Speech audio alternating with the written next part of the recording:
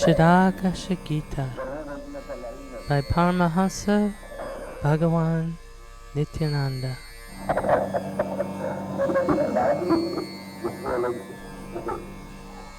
Ananda. God is in bliss. In God is bliss. That is the nectar of wisdom. In that nectar is joy. When we approach that nectar, we experience joy. The essence of every creature is eternal joy. Acquire eternal joy. What is eternal Ananda is eternal Mukti. The mental seats are the thrones of kings. The eternal seat is the eternal joy.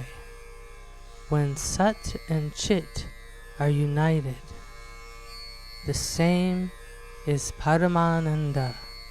The same is called Chaitanyananda. Atma. The coconut kernel detached from the shell makes a dull sound when shaken.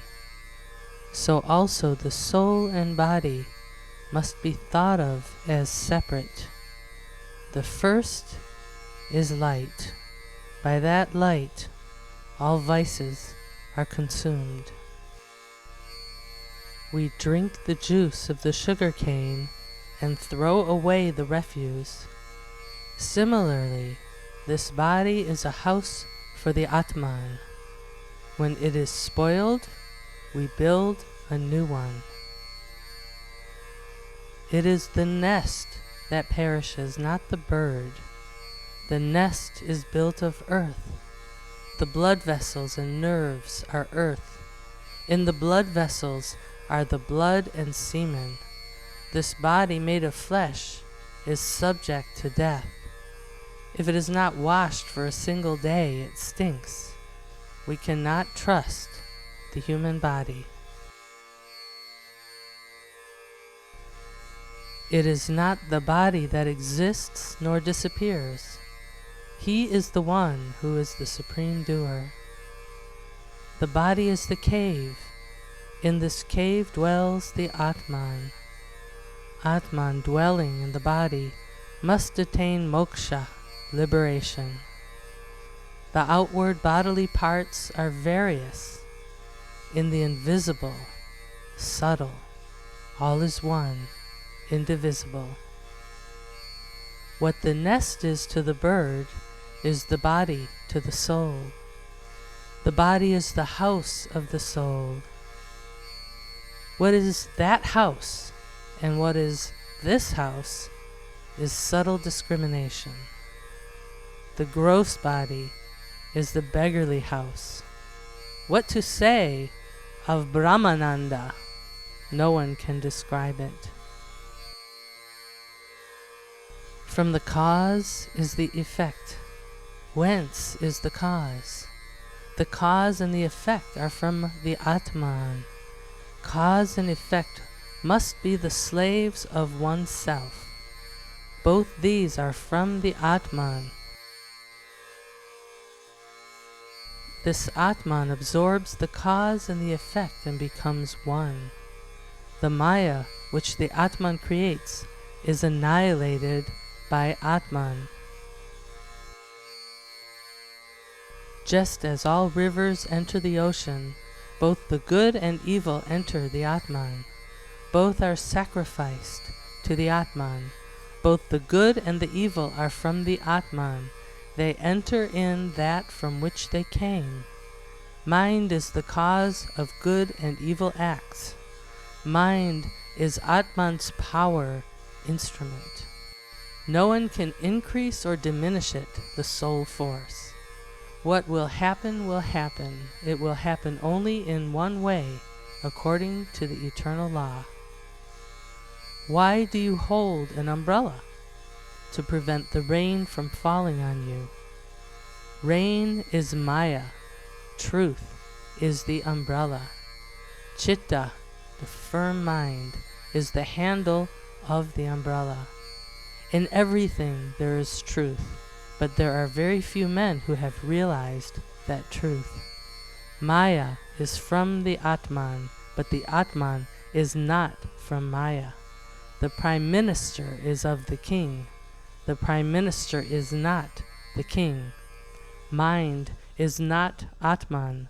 Mind is the reflection of the Atman. Mind is 2 ranks below Atman. Mind is subject to destruction. Atman is indestructible. Mind is deluded by the various objects to the senses. Atman is not subject to the delusion caused by the threefold qualities, the 3 gunas. Mind is subject to the threefold qualities. When we say that mind is a fragment of the Atman, we mean the mind is to the Atman what the river is to the ocean.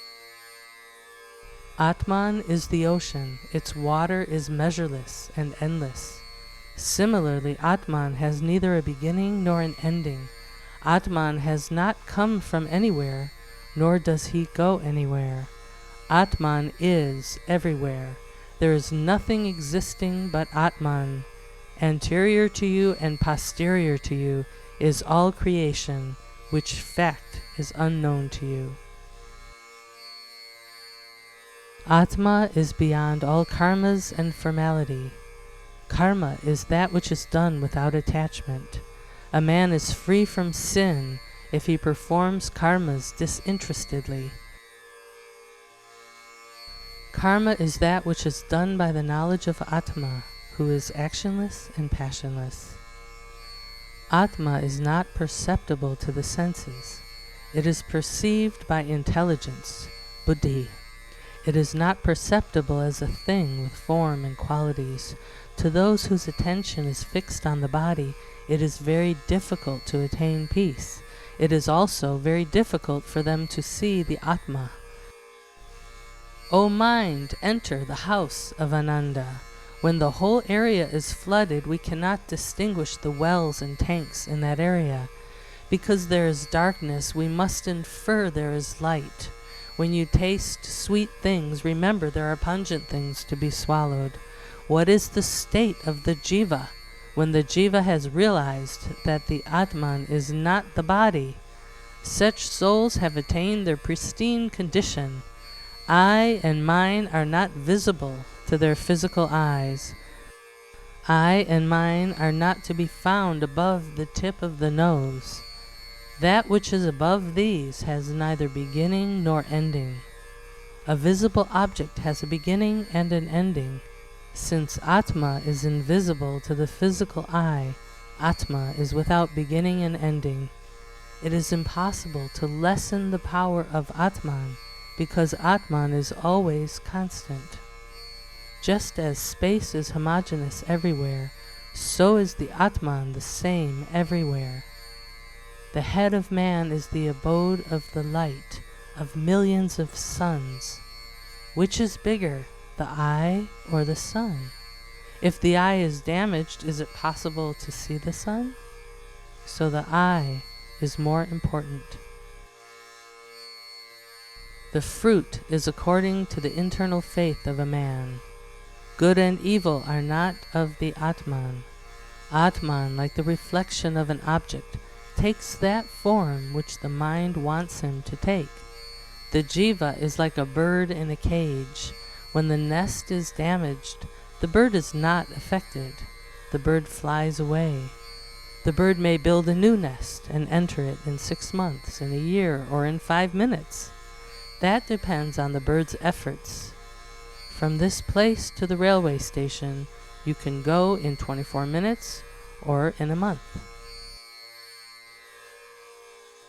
When the mind is unwavering in all the external and internal causes and effects, then one sees the Atman.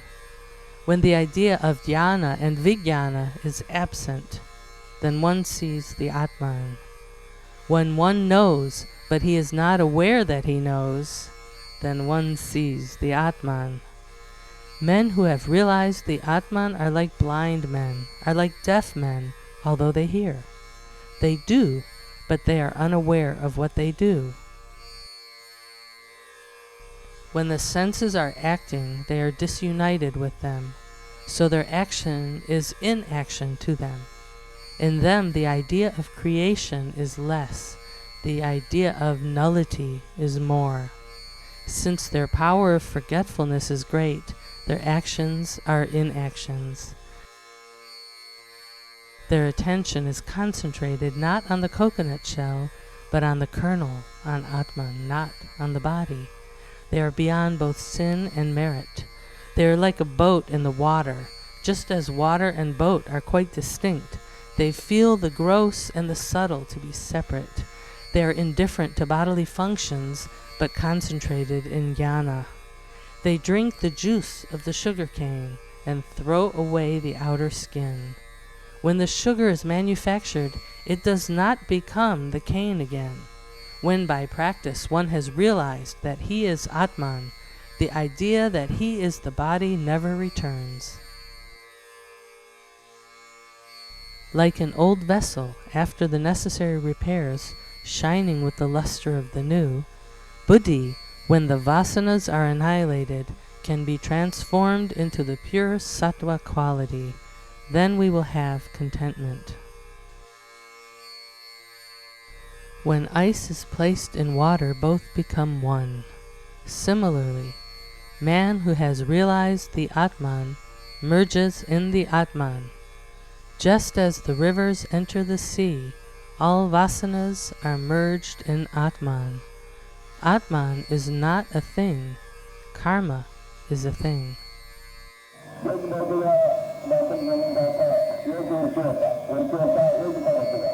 Avadhuta. An Avadhuta is the greatest of men. Yogis and sannyasis want some siddhi, some power acquired through yoga or tapas. An Avadhuta does not want anything.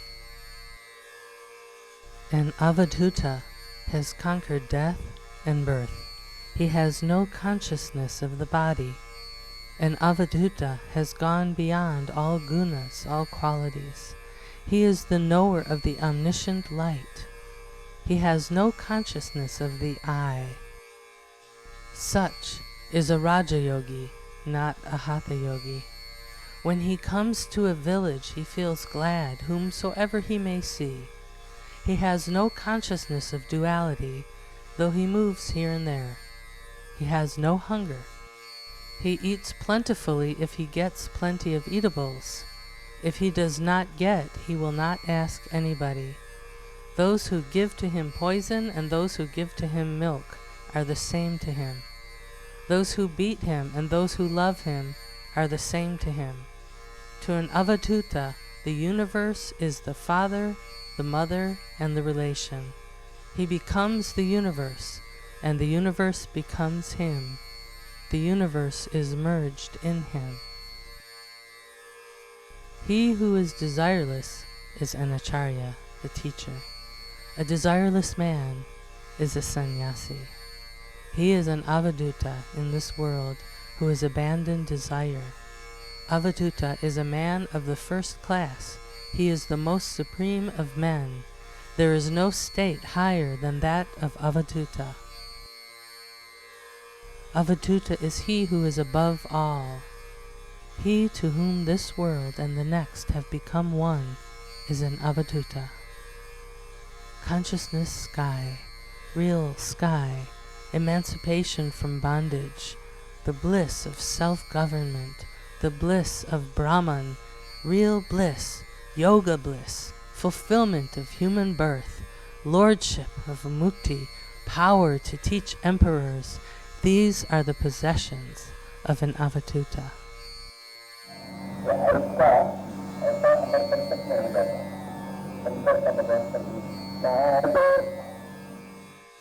Bhakti. It is not bhakti to give a man some money or to give him a meal as charity. Bhakti is universal love. Seeing God in all beings without the least idea of duality is bhakti. Bhakti in the beginning is selfish. Afterwards, there is no selfishness in it. A vessel without water is of no use. Bhakti is water. Intelligence, the buddhi, is the vessel. He who has no subtle bhakti is no man. Take 10 men. Their bhakti is not of an identical nature. When 10 people are going on a journey, if one of them sits to take rest, the remaining 9 will also do the same. Likewise, if one man is inspired with bhakti, other people by seeing or hearing him become also bhaktas. Bhakti is the state of eternal bliss. Bhakti, devotion, is nothing but love a man manifests toward an object. A man should believe that thing is great, by which, because of his faith, he has been much benefited. This belief should not be relaxed. There is not a single thing without bhakti. All animals have bhakti. Just as water flows in different directions, so also is bhakti of different types. All animals have a right for bhakti. Bhakti is in all objects. Bhakti should be absolutely pure. Bhakti should be realized in the sky of consciousness. Bhakti should be internal, and it should realize the subtle. Then a man becomes desireless and sorrowless. This state is eternal mukti. Let mukti be entered into by the path of Sushumna. Desireless bhakti is not for the enjoyment of worldly happiness. This bhakti is not related to nature. This bhakti is not for getting rid of any difficulties. There is no relation whatsoever between this bhakti and difficulty. No one should shrink back from the path of this bhakti. He should proceed on the path of this bhakti. Just as a big lizard embraces the wall very firmly and never leaves it, so also desireless bhakti should firmly embrace the heart lotus with steadfast faith. Bhakti by the path of skill should be one with the Shakti. By such a bhakti, let the heart be purified of all its upadhis. Let such a bhakti become absolutely free from desire. Let this desirelessness become the strongest. Let the senses become quiet. The giver of peace, the Lord of the universe, is the Omkar, all existence. Let his bhakti become unwavering in that giver of peace. This is real bhakti. This is eternal peace. This is the Atman, luminous. This is what is called Sat. This bhakti is beyond both this world and the next. This is nothing but the mind filled with eternal Ananda. The highest of all arts is the Brahma Vidya, the art by which God is realized. Such an art cannot be bought for money. It is not obtained by honor or dishonor. It is not obtained by outer fame. It is acquired only by unwavering devotion.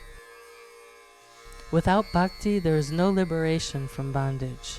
Mukti is attained by a man only by this subtle bhakti.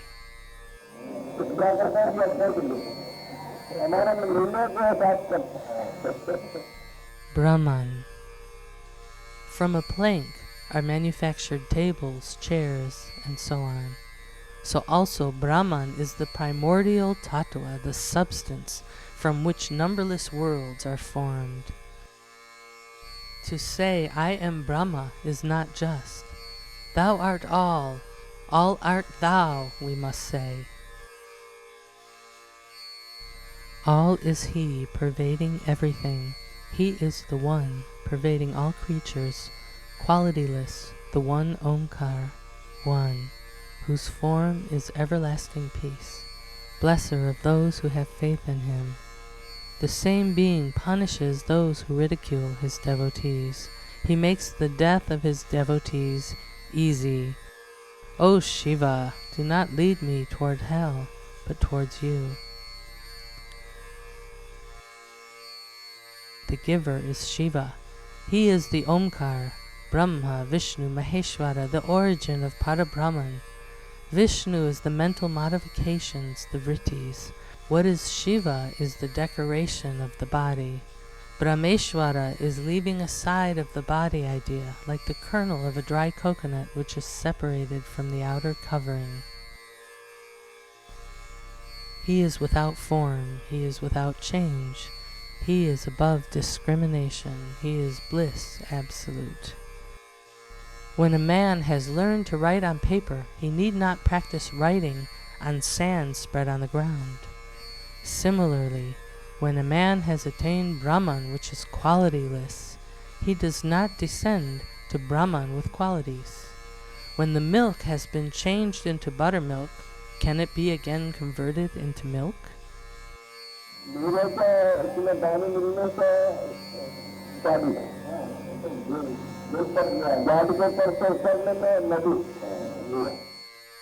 Breath, prana.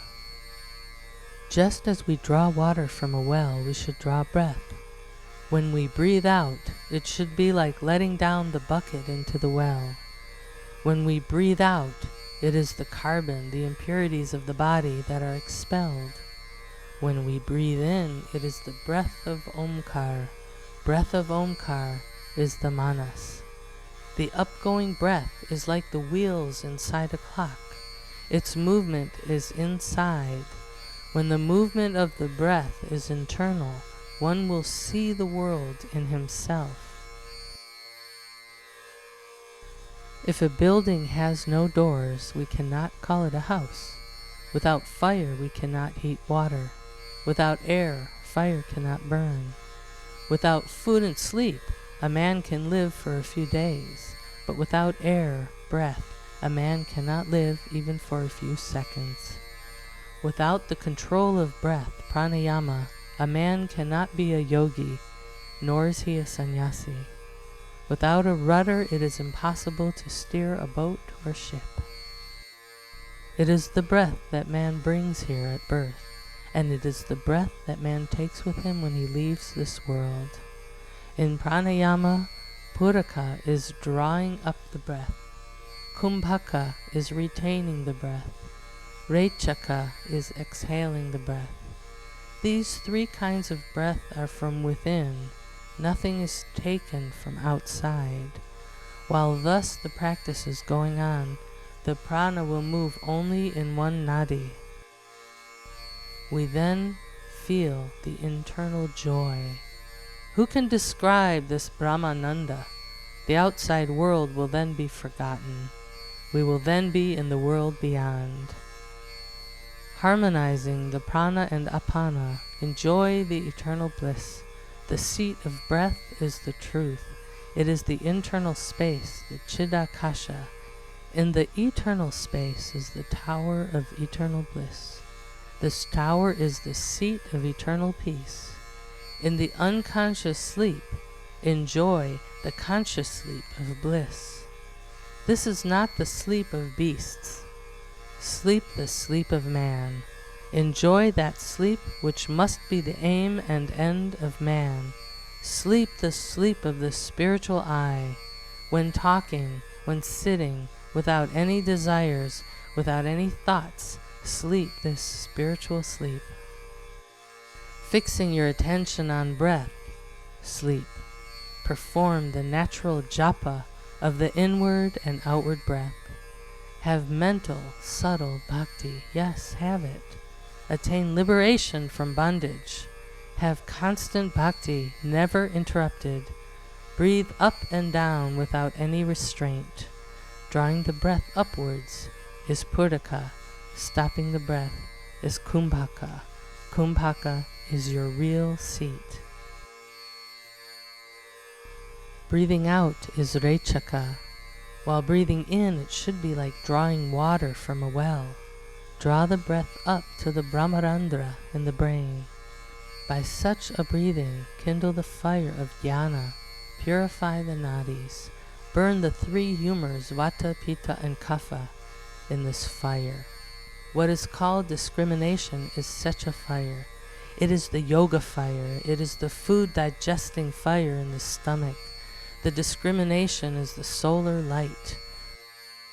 God pervades the universe in the form of subtle energy. Creation is caused by the doubts of the mind. Creation is purely a mental affection.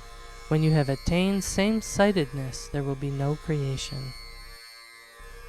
The subtle state is common to both mobile and immobile beings. The difference is in the causal, prakriti. Difference is delusion. Difference is in the body. Bodies are transient. Prakriti is evanescent. When you realize the subtle in the gross, that state is called moksha. Mukti is the indivisible. Mukti is in the heart space. In the heart space is Shivalinga. It is self-existence.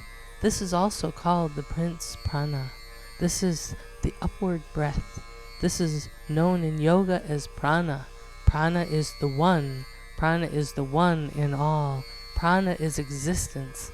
This is known only to those who have practiced yoga. Those who have not practiced yoga are not aware of this fact, they being bound by desires. So cut asunder the bondage of desires and hence attain salvation. Realize the one tattva, Para-Brahman. Realize him by the internal eye. Without a rope, water from a well cannot be drawn up. In the body, breath is the rope. Drawing the inward breath harmoniously is like drawing up the water from a well. In order to make planks of a wooden beam, it should be sawed up and down. Similarly, breath should move upwards and downwards in the body. It should be led into buddhi and made always to move in an upward direction.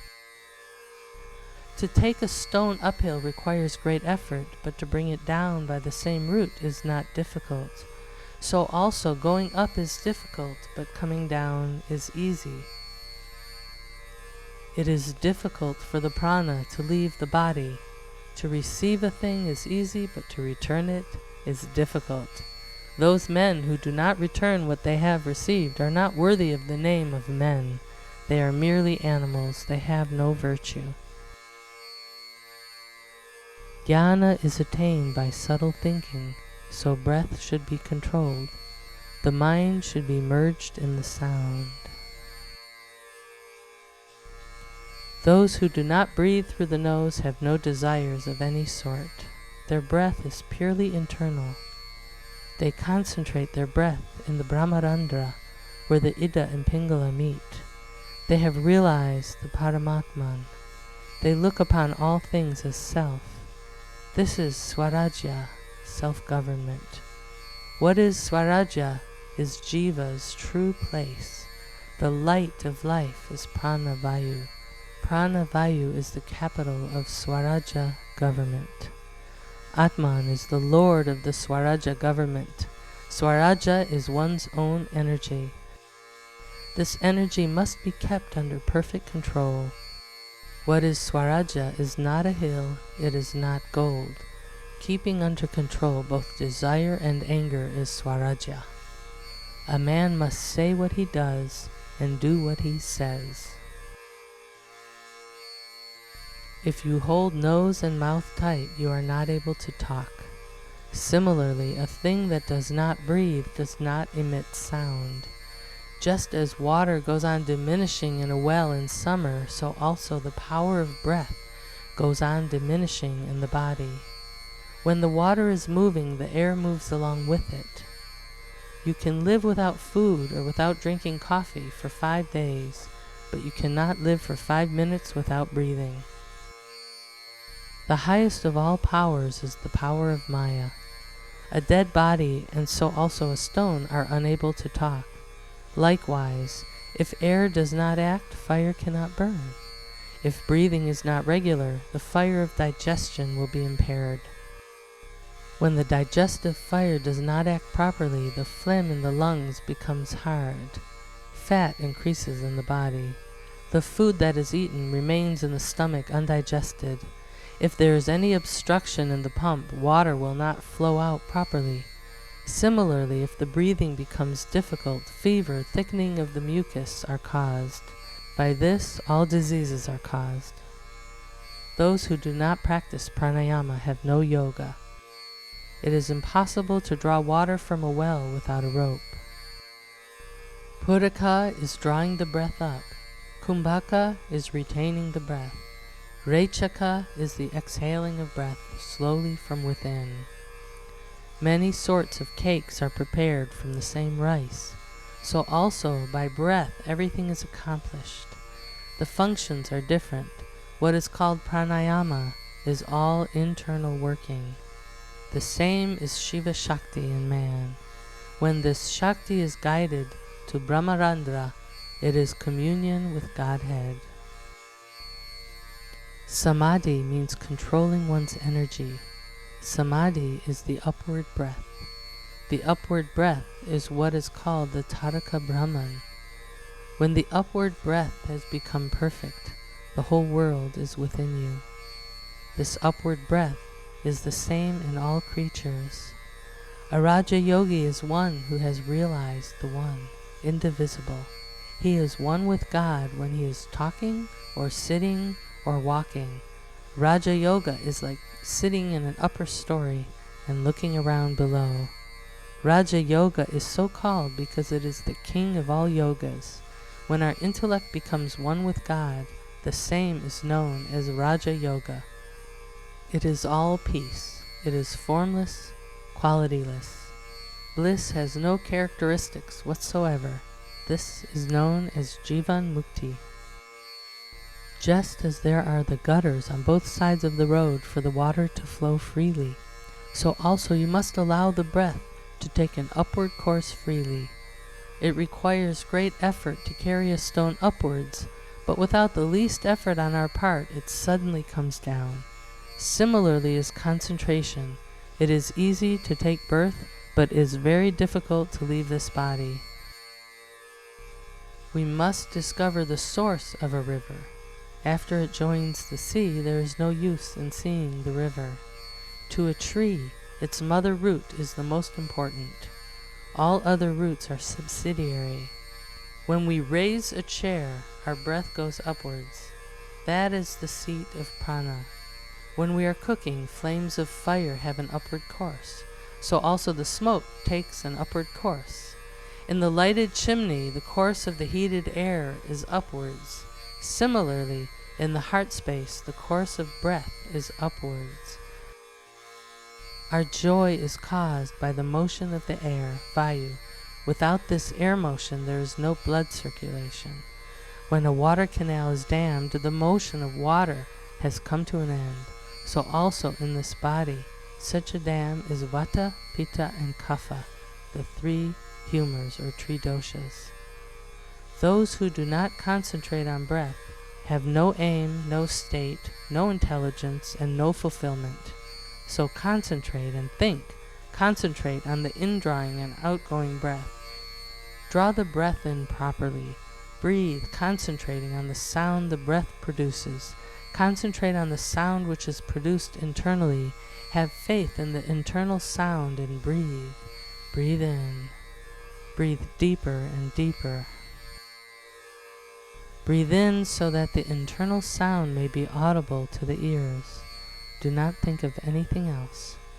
Eating and drinking, coming and standing and eating, these do not elevate the soul.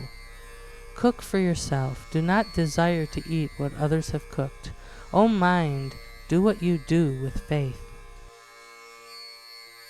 Prana is like a rope. When exhaling and inhaling, it moves harmoniously.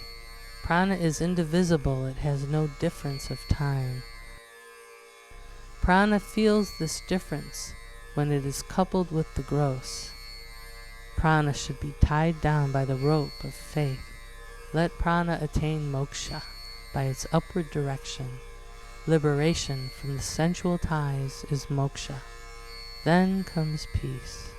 O prana, enter the abode of peace. Have under control both this world and the next. Such souls will attain Satchidananda. They have no attachment to the results of karma. They are eternally liberated from bondage. They are eternally one-minded. They have conquered the qualities of the jiva. Just as small rivers enter the sea, our attention must be fixed on the internal breath.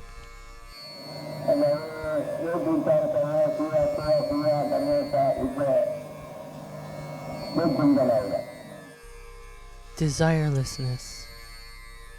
If you perform tapas for thousands of years with a desire for results, it is of no avail. But if you perform tapas for one ghatika without any desire for fruits, you will see all in God and God in all. A man becomes desireless when he sees a dead body burning. This desirelessness is temporary. This is the secret of the body. Desirelessness imparted by a guru should not be abandoned. From desirelessness, a man obtains liberation from bondage. This desirelessness is the best. Guru is secondary.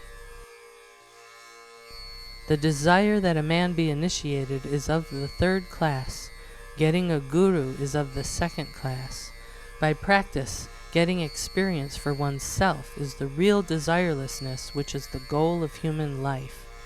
When one practices and imparts his knowledge to another, it is Yogananda desirelessness. It is the imperishable and the indivisible state. It is the tree of peace. The climbing of the tree of peace, which is in the head, and being one with that peace tree, is the real imperishable desirelessness.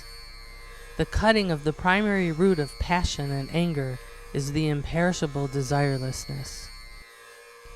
Being in samsara, enjoying a little of its pleasures and then renouncing it, is the second desirelessness. Desirelessness is liberation from bondage in this very life. Those who have no faith have no desirelessness. Similarly, those who have annihilated the manas have no vasanas. So also those who have no faith do not reap any fruit. We buy a diamond for 5,000 or 6,000 rupees. This is all rental delusion. If we have no mind to buy a diamond, its value is nothing more than that of a lump of earth. He is a Brahman who has performed the upayana ceremony. Establish what is called upadhi in you. Being desireless, look inward in your heart. See with the eye of desirelessness. Discard distinctions. Burn to ashes the idea of you and I. Yes, you burn it to ashes. One who has destroyed desire, root and branch, is the teacher of all. He who meditates on God and who is desireless is the savior of the world. He who meditates on God is a muni, a sage. He is Shiva, and Shiva is he. All that is visible is Shiva. Men who have no desire need not have a separate God. They need not strive for anything. When the mind runs after various objects of the senses, to bring the mind to one-pointedness, what is called practice, is necessary. Man should concentrate on buddhi as long as there is the beating of the pulse in man, and as many times as the pulse beats. The manas should not be united with the senses. Whatever you may do, your mind should be concentrated inwards upon buddhi. In order that a man may not be drowned in water, he must learn how to swim. Maya should be conquered by the supreme Maya. What is Maya? When the manas runs after sense objects, variety of desires are created. It is you that cling to the coconut tree. The coconut tree does not cling to you. Similarly, has Maya hands and legs to catch hold of you? That yoga by which a man becomes free from desires is the path to moksha. Doubt will not disappear until the jiva unites with Shiva and becomes one. He who is ignorant of the true goal of life is a beast. This goal is desirelessness. He who is ignorant of this fact is not a man. Man, who is the crown and culmination of God's creation, must not be like a frog which sinks below water and rises above water repeatedly. This human life is not like that of the frog. This life cannot always be attained. When we have acquired it, we should make efforts to reach the goal of life. Meals cannot be had before cooking.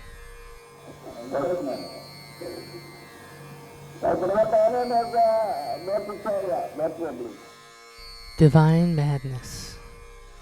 The sense of equality is the greatest thing in this world. People go mad after shadows. Very few are mad after the invisible, the subtle. True madness is very rare, it being found only in one among a lakh or two, 100,000 or two. Other people run mad after 16 things in a katika, 24 minutes. I want this, I want that, this is different, that is different. Such is their mad talk. Entertaining various motives is madness. Fickleness of mind is madness. Greatness is madness. Practicing and seeing the reality is the opposite kind of madness. Liberation from birth and death is divine madness. Those who have not realized the truth are mad after the gross. Everyone has one sort of madness or another. Thousands of people possess houses, diamonds, jewels, gold, and property. They did not bring these things with them at birth, nor will they take these with them at death. Discrimination is the fire. Intelligence is the vessel. Mukti is the goal of life.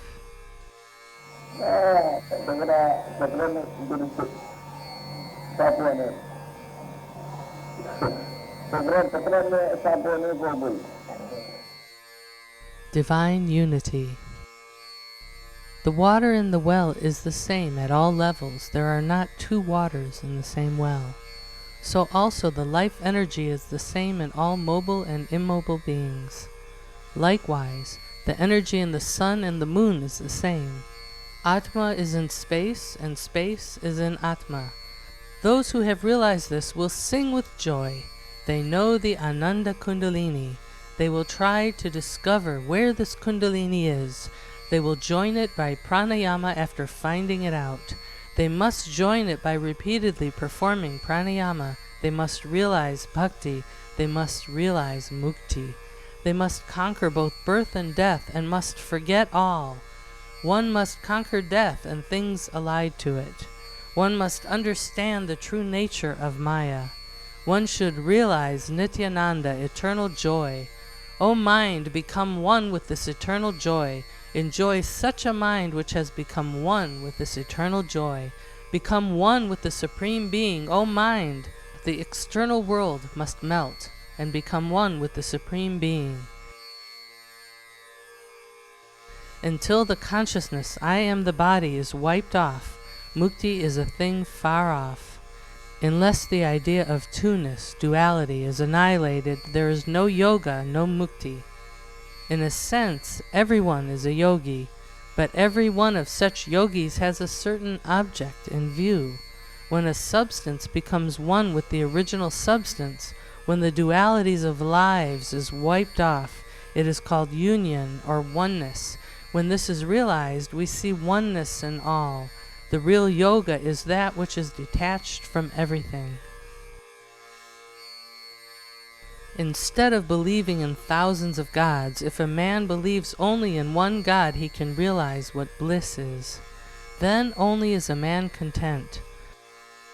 Those who believe in thousands of gods are never content. So long as you think of two, there is no happiness. So feel happy only in one. God is only one, never two. Those whose faith is such see God in themselves. They see all as Atman. This is the path to Moksha. For such a man there is no enemy. All are his friends. A man should not spoil himself by believing in two. He should attain by believing in one. A man must return from whence he has come. Knowing cause and effect, playing on external matter, reach the place from whence you started. This is Moksha. O mind, banish the idea of duality. Have subtle discrimination. Having abandoned the idea of duality, think that the visible universe is all Shiva, the spotless.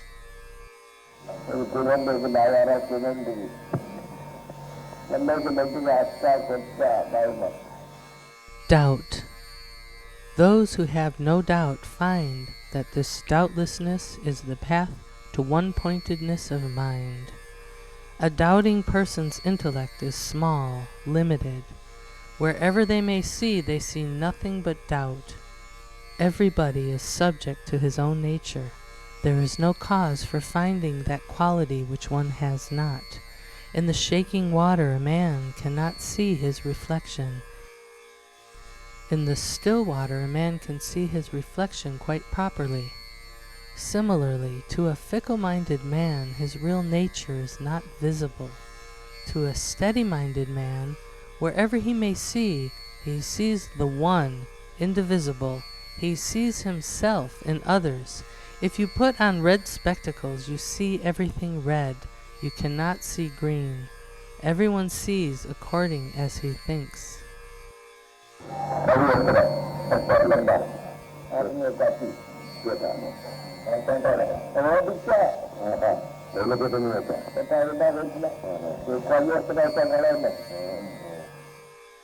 Duality. Property and fame are here only. There, everything is one. Duality exists here only. On the other side, there is no duality. The energy in the sun appears as light. Likewise, there is an energy in the form of light in a gaslight. To those who have lost the difference between day and night, the light of the sun and that of the gaslight are the same. There is no difference between the two.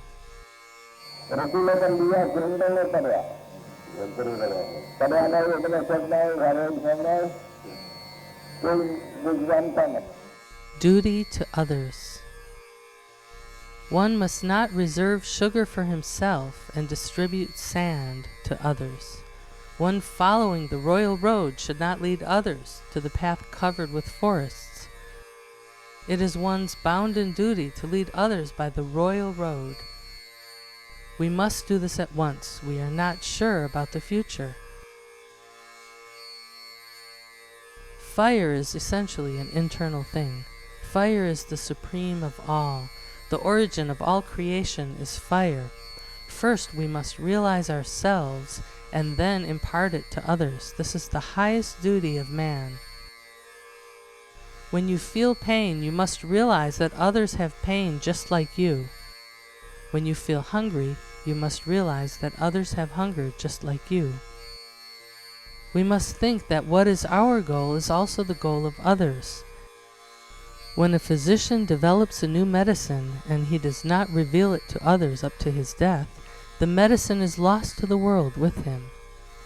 One who does not know the ways and means to realize God is not a man. The most supreme knowledge is the knowledge of God.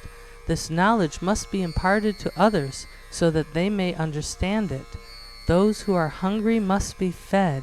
Nobody asks you about God unless he has discriminative power. A man falls into a well, we should take him up, not allowing him to die. We must not think that a man will always be bad. We must try to correct him.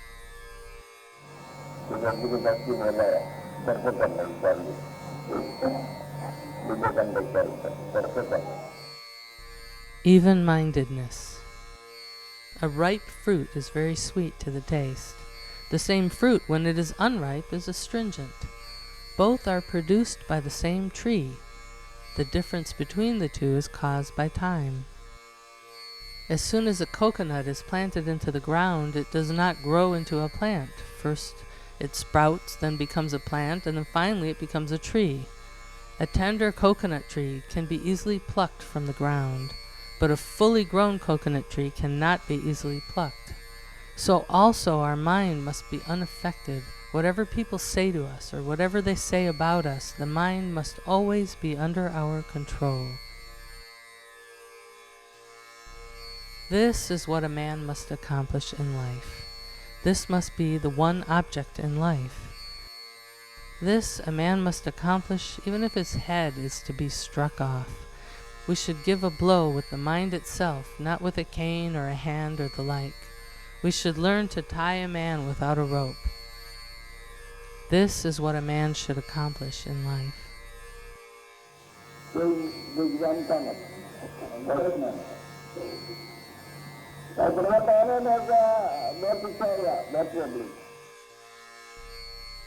Faith, Shraddha. The first requirement is faith. The second is devotion, Bhakti. Those who have no faith cannot have devotion. The judge listens to what the defendants say. Faith is just like that. One's faith is the greatest thing. Above faith there is no God. In this world there is nothing higher than faith. Man, devoid of faith, cannot be deceived by the wicked tricks of others. Man enjoys that in which he has his faith. The internal faith should be concentrated upon breath. Those who have no faith have no thoughts of anything. Those who have no faith have no regard for sadhus and sannyasis. They think wrongly that thousands of sadhus are merged in them. Faith is like a rope. Faith must be tied by the rope of dharana. What is faith is nothing but dharana. Our attention must always be concentrated on dharana. That concentration must always be coupled with faith. Faith should be filled in every nadi of the body. To such people, there is no existence of Maya as a separate thing.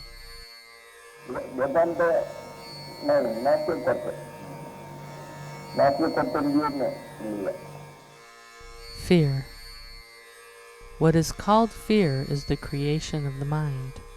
For the internal sight, there is no fear. Fear exists to the man who has no internal eye. If you are afraid of water, you cannot cross a river in a boat. If you are afraid of fire, you cannot heat water. Fear must be banished. To accomplish anything worth doing, one must be thoroughly fearless. Mind is the cause of anything we do. The fear of death is dead forever. What is called the feeling of I and mine is nothing but this fear of death. This is an obstruction to the path of God realization. When the truth is realized, death becomes an external condition, just as you sleep, forgetting the external world. This is not different from what is called the internal life. Then the senses are turned inward, and when they move internally, I and mine become atomic and become merged in the highest. When the jiva suddenly awakens from sleep and becomes aware of the external, then only he realizes the nature of sleep. This is the state of Jnana. The cause of birth and death is desire. By this desire the shadow appears as reality.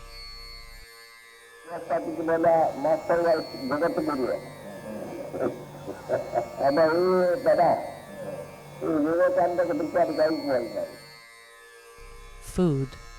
There is not a fixed rule about the taking of food. It has not been said that one should not take his meals. Moderation is the rule.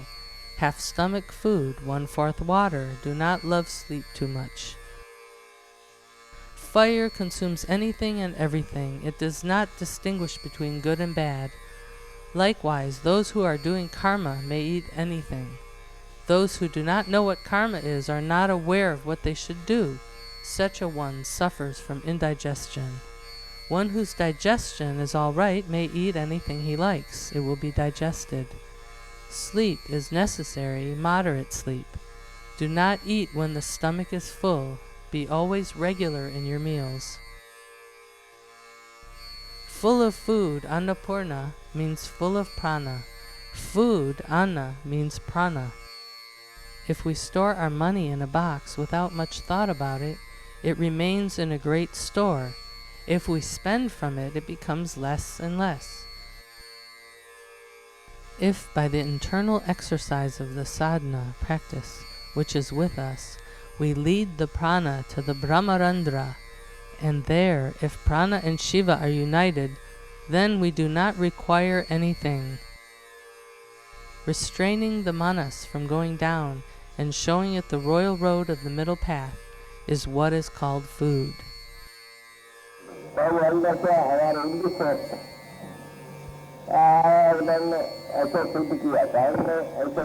God and man. The real place of the jiva is formless, indivisible. God pervades all things, movable and immovable. He is the one without a second. God is the origin of the Vedas. He is the Lord of the body. He is the Lord of Jivan Mukti. Man to be man must meditate on God.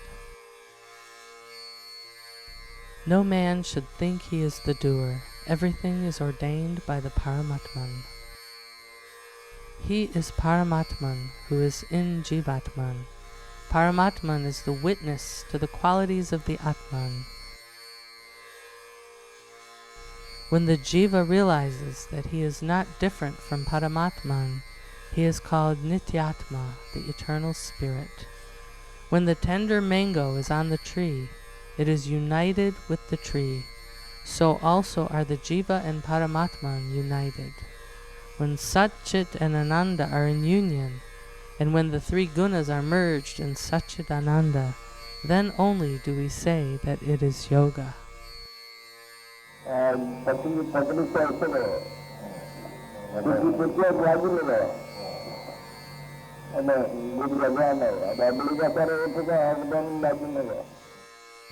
God vision.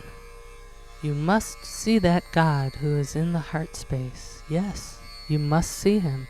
You must see that Krishna who is eternal bliss. It is delusion to regard stone as God. All tattvas have one root tattva called Para-Brahman. When this is realized, it is called Jivan Mukti. You must see the river at its source, and not after it merges into the sea. You should see the mother root of a tree. All the trees have one mother root, so also all have one and only one God.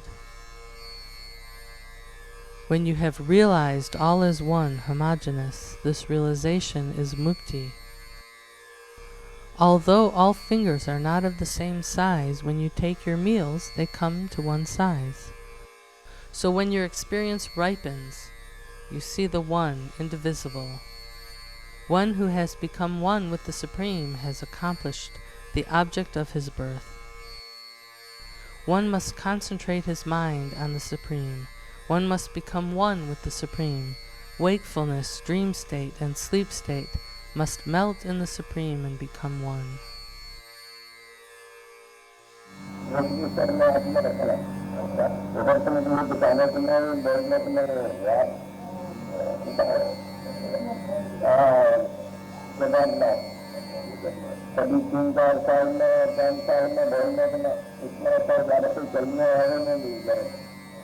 Guru.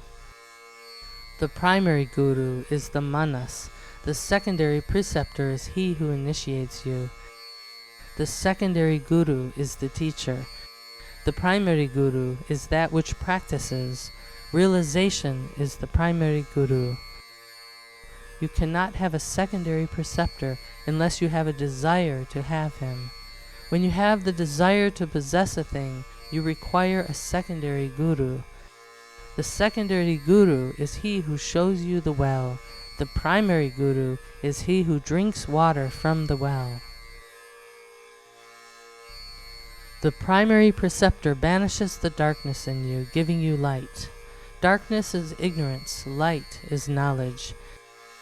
He who shows you the path to the subtle, leaving aside the gross, is the guru. The one guru who is in all is the Lord of the universe. One is not the guru to the other. One is only a secondary guru. Guru is the Lord of the universe.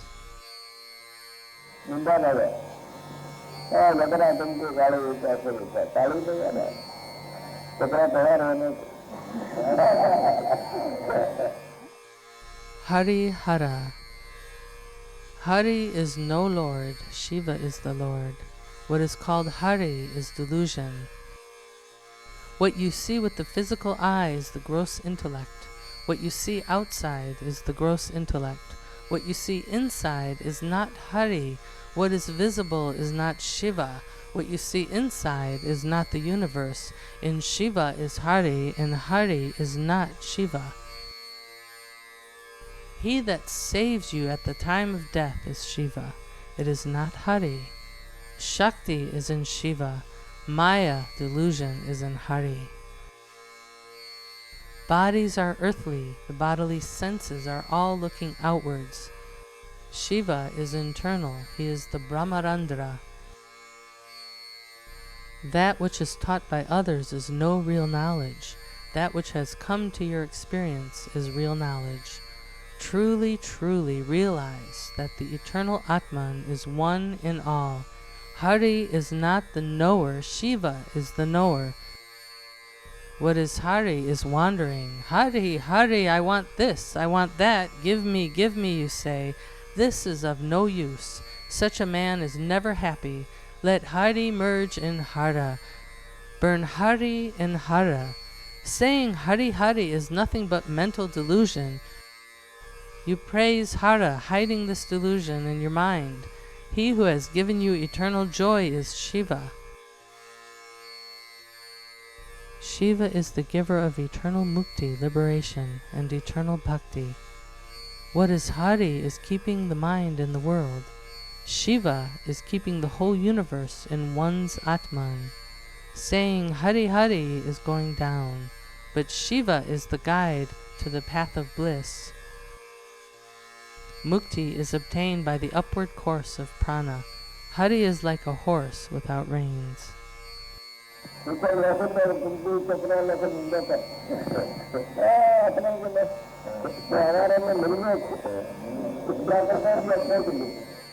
Head, Sahasrara Brahmarandra. The head is the ocean of Ananda, joy. In it is situated the Pranalinga, the seat of liberation. This cannot be learned from books. It is inherent in the brain. When Sat unites with Chit, Ananda is the result. This Ananda is Paramananda, Sri Satchidananda. Paramananda is experienced in the head.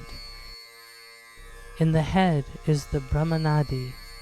Brahmananda is Paramananda. The Jiva enjoys this bliss when he is one with Paramatman. This bliss is also called Shivananda. Paramananda is experienced in the head. This state is eternal joy. This state is Jivan Mukti. What is visible is transient. It is perishable. When the mind is merged in Bindu and Nada, Nirvikalpa Samadhi is attained.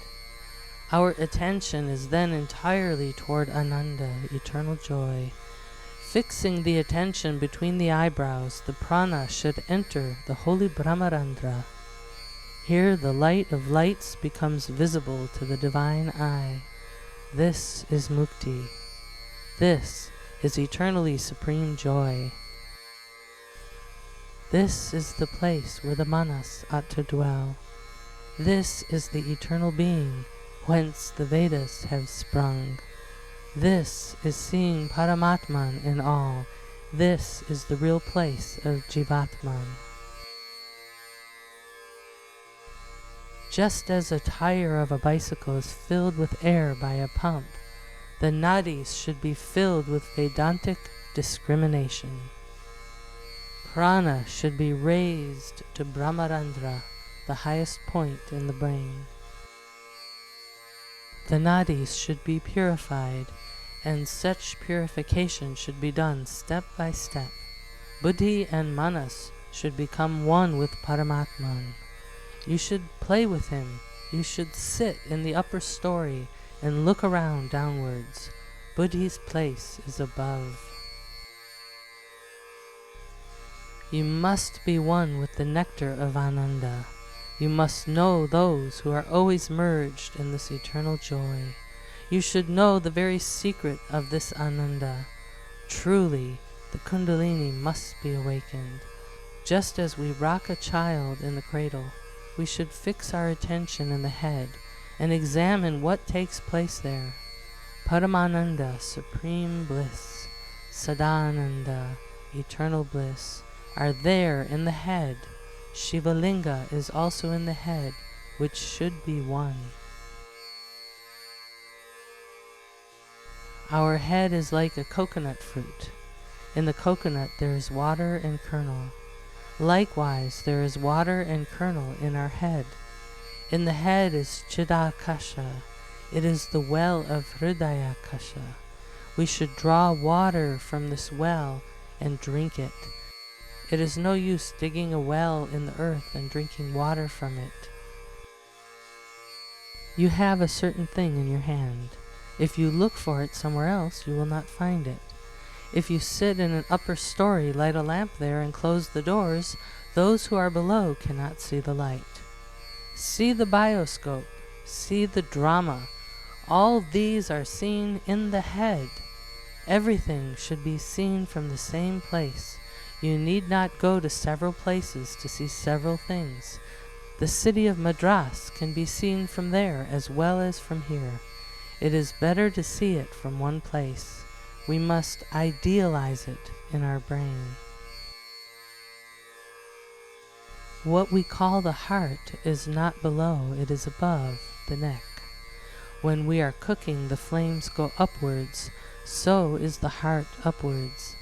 There is light in the heart, there is no darkness in it. If a man's head be struck off, we cannot say who the man is by simply looking at his trunk. It is the heart which sees through the eye. A man must have the internal eye. What is called the heart space is the face which is triangular. We can know a certain man by looking at his face. A man must know his own secret. A man must know himself. When a train leaves a station, the next station is alerted that a train is approaching by the sound of bells ringing. What is called Bindu Nada is the bell. Just as we hear a sound when we throw a stone into a well, we hear Bindu Nada inside the head.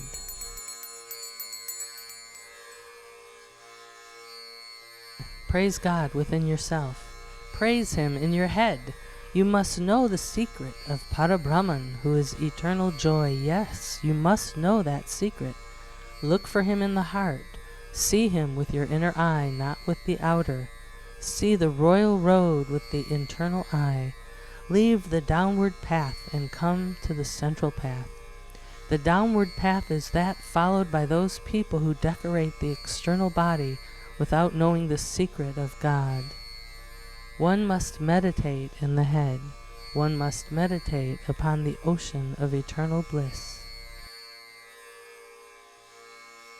Look for the all-pervading God in the head. Truly, look at Him in the head.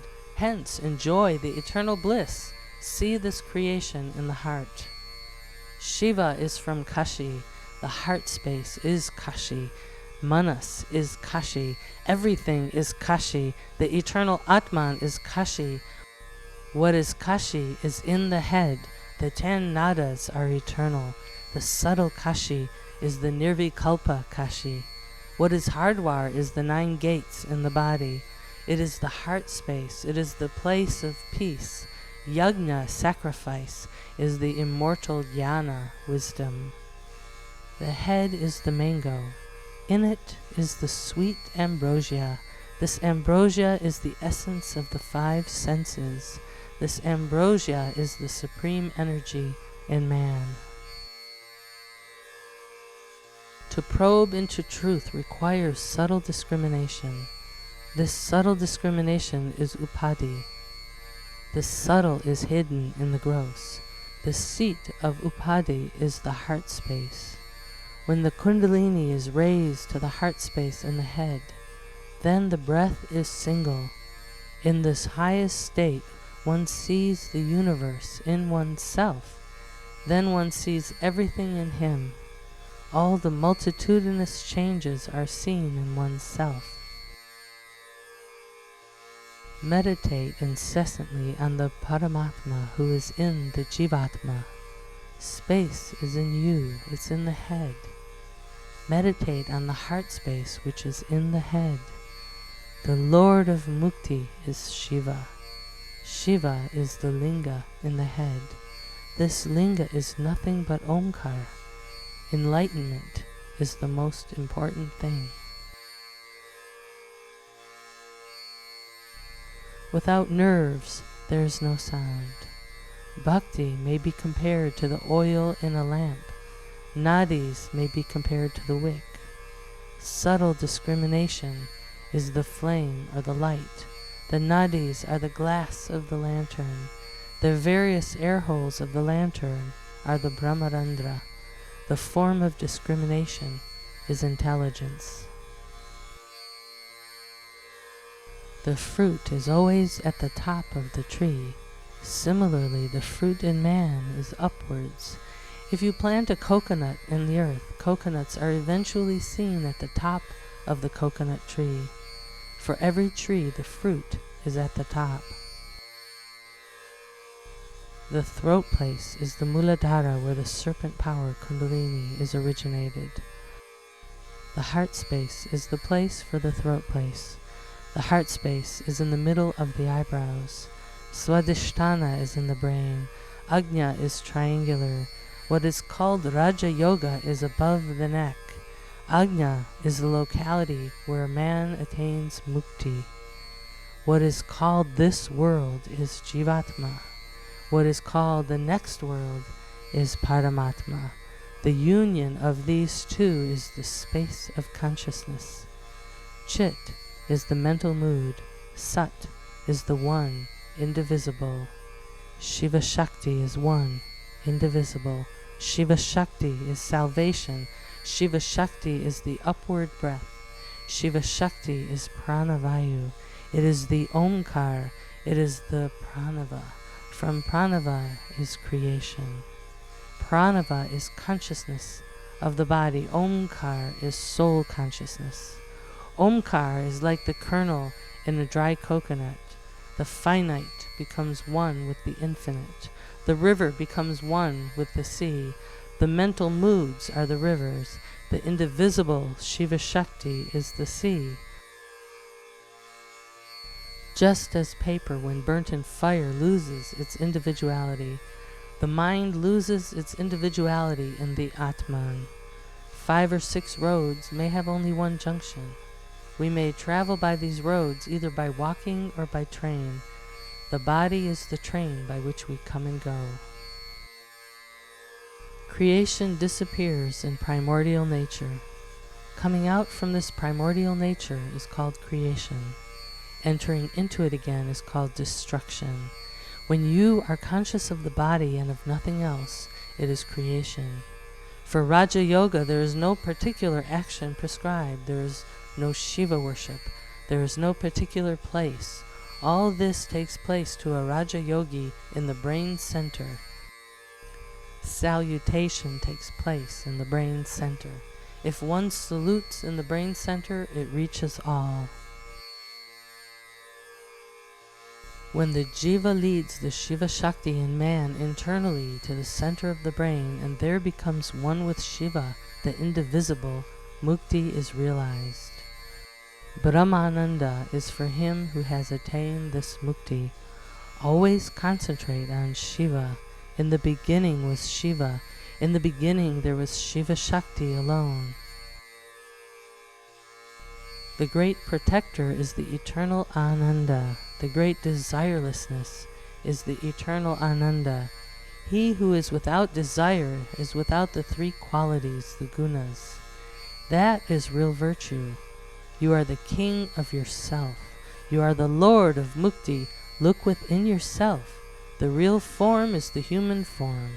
Man stands at the head of the animal kingdom. In this world there is nothing higher than man. It is man that has created all the countries. The head is the seat where the smell of musk, sandal paste, camphor, and concentrated camphor is experienced. Ants swarm at the place where there is sugar, where the sound of Omkar is experienced. there is no ignorance. That which is seen by the spiritual eye is the real heart. That which is seen by the physical eye is not the real heart. The greatest is the head. The origin of breath is true Ananda. The real Ananda is in the cavity of the heart. The house of breath is the dwelling of Kundalini. This is the house of Shiva. This is our real happy home of peace. This is the home of Sattva Guna. One who lives in this house does not care for honor and dishonor. This is the home of a yogi who has renounced everything. This is the home of those who have the power of subtle discrimination. This is the home of Kundalini. This home is the heart home. The engine, body, does not move without steam, prana. A coconut tree does not yield jackfruits. What one talks about without experience is in vain. The judge and the magistrate hear what the plaintiff and the defendant say, and they form an idea of the case, but they do not know the truth of the case. It is not enough if you have sugar in your hand, you must taste it to know its sweetness. Although there is water in the bowels of the earth, we must dig a well in order to get the water. The main thing is the internal practice and the union of prana with Parabrahman in the center of the brain. This is seeing God face to face. This is the fulfillment of yoga. This is the eternal peace. All creation is mental. The body is nothing but a means to an end. Shakti is of the Atman. The highest tower is the head. This is the seat of the Atman. This is the sky of consciousness. This is the greatest support. The Ajna Chakra is the support. The seat of Kundalini is the heart sky. What is traveling in a train is the thought of the Atman. The mail train is the Hatha Yogi. The local train is the Raja Yogi. The difference is only in time. Although the velocity is the same, time differs. This difference is the delusion of the mind. Think and think about Brahman. Mind, though seemingly different, is one and one only. Mind, when it is one-pointed, is great indeed. This mind is the eternal mind. This eternal mind is supreme joy.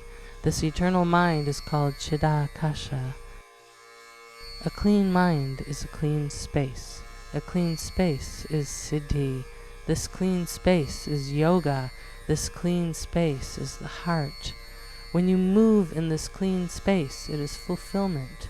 When you move in this clean space, the difference between you and I will vanish. In this clean space is mukti, bhakti, shakti, and the path suitable. This clean space is buddhi. When the jiva dwells in this clean space, the attachments to sense objects will be burnt away. This clean space is brahmarandra. What is called Raja Yoga is above the neck. What is called the color cavity is above the neck. Mantra is this brahmarandra. Mantra is the minister to prana. This prime minister of prana is Atma Bindu, the Atma point, which is spaceless, timeless, and causeless. In the midst of this is eternal mantra. In the midst of this is Chidakasha. This Chidakasha is Chit. This is supreme joy. This is the supreme medicine. This supreme medicine is the supreme guru, whose mantra is Tatvamasi. That art thou, thou art that. Subtle intelligence should be concentrated in the head. The intelligence should be concentrated at the top of the sushumna. Both the mind and buddhi should be in the head. The mind must be in the buddhi, buddhi in the mind. Discrimination is from buddhi, and from discrimination is effected the union of Jivatman and Paramatman. The prana must be firmly fixed in an upward direction with great faith. That is the path to liberation. This body is like a cave to the Atman, and in this cave dwells the eternal Atman. Yoga means becoming one. When the two become one, that is yoga. When the mind and buddhi become one, it is called yoga. When the jiva travels by the path of buddhi and enters the Brahmarandra, it is called yoga. Buddhi should be concentrated in the head. Your attention should always be above the neck, never below the neck. Whatever one may be doing, the attention should be fixed in the head. The guiding light of a steamer is on the top. Similarly is the Brahmarandra to a sannyasi.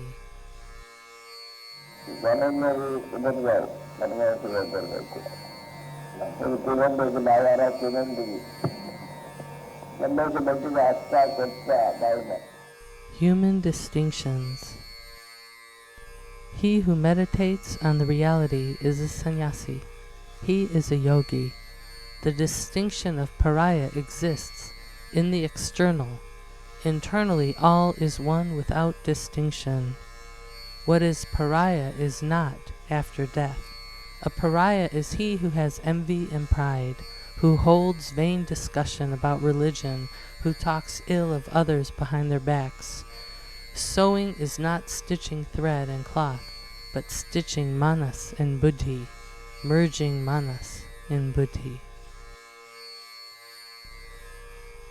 Now the distinction of male and female. A true female is one who is merged in the external. A true male is one who is merged in the internal. One whose buddhi is firm is male. One whose buddhi is fickle is a female. The distinction of male and female is external only. Internally, such a distinction does not exist at all. When the manas and buddhi are merged in the Atman, one who is physically a woman becomes spiritually a man. In the beginning there was only one religion propagated by Shiva. In the beginning there was no difference like man and woman among human beings. This distinction was only in the gross nature. In the subtle nature all was one. The subtle has no qualities. The subtle receives only the eternal Ananda everywhere. Having and seeing is all mental delusion. The visible world is transient. Mean dispositions of the mind are senselessness. This senselessness is the pariah. Joking and mocking at others, hypocrisy, pride and envy and so on are the pariah characteristics. He whose skin is black, he whose clothes are black is not a pariah. A man who has a turban on his head, a wristwatch on his wrist, is a pariah if he does not recognize the equality in all. One who is a pauper is not a pariah, but he who is selfish and is full of differences is a pariah. He is not a man who has not realized the truth of Vedanta. Liberation in one's lifetime is that Vedanta which is like a trained horse. But the Vedanta which is like a wild elephant is not mukti, but delusion. When we call a man pariah, it is nothing but mental delusion. A piece of cloth goes equally well into the mouth of a pariah or Brahman. A Brahman does not use even the chunam touched by a pariah. He does not sit on the same mat with a pariah. Someone acts like this, another sees it or hears of it, and he blindly imitates it. Those who call another a pariah are themselves pariahs. Suppose there is a bunch of plantains. From the plantains of the same bunch we prepare various sorts of eatables. The plantain is a fruit. If it is cut into slices and fried, it is no longer called a plantain, it is called fried slices. So also variously named preparations are made from plantains, from the same bunch. In the beginning, there was only one bunch. Preparations are manifold. The original form is one only. So also in all creatures, the sound of Omkar is one only. anybody can handle a lamp without distinction of caste and creed. So also the sun gives the same light to all. Sun is visible to all alike. Fire is visible to all alike. Supreme buddhi, intelligence, and jnana, knowledge, are one to those who have developed in them the power of the internal eye. If one bathes in a river, his body becomes clean, let him be a pariah or a Brahman or a child. Likewise, the internal state of man is the same, though the exterior of every man may appear to be different. All do not feel hungry at the same time and to the same degree. Similarly, all do not attain mukti at the same time. There is only a difference of time. Men dispute among themselves because of the difference of language. In Hindustani, sugar is called mita. In other languages, it is called sakare, and so on. The use of sugar is the same to all. Although the sugar may be put to different uses, the places where it reaches is only one.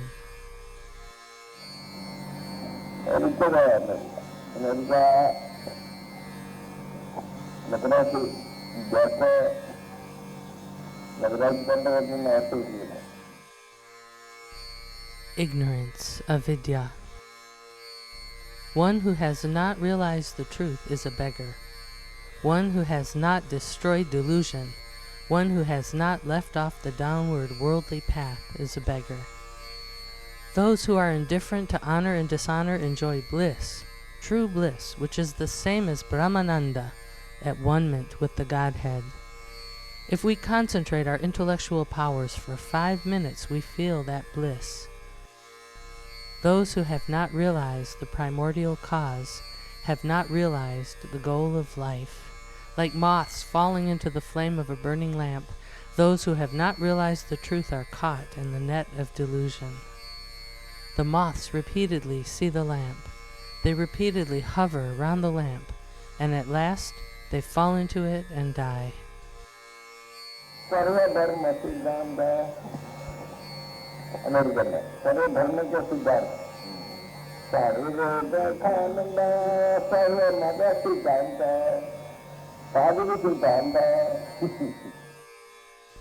Inner consciousness. If any powder falls into the eye, our attention is turned on the eye. Similarly, if our outer attention is directed inwards, it is called introversion, internal sight. Ignorance is like a casket of powder. The possessor of a box only knows what is contained in it. Others do not know it. The real wealth is the energy of life. Intelligence is the box. The box is locked after the wealth is stored in it. Locking the box is giving the manas its proper place in the head. That thing received is the soul in man. Turn your soul to God within yourself. Realize internally your own secret. The universe is in you, and you are in the universe. The inner man is the one in all. He who is there and he who is here is the one and the same.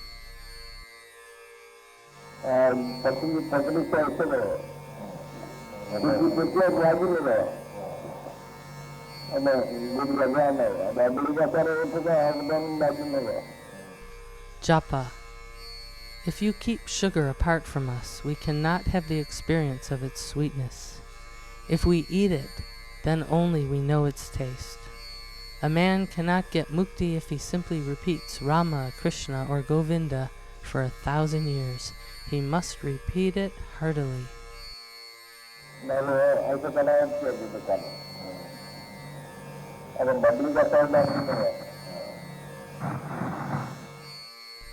Jnana.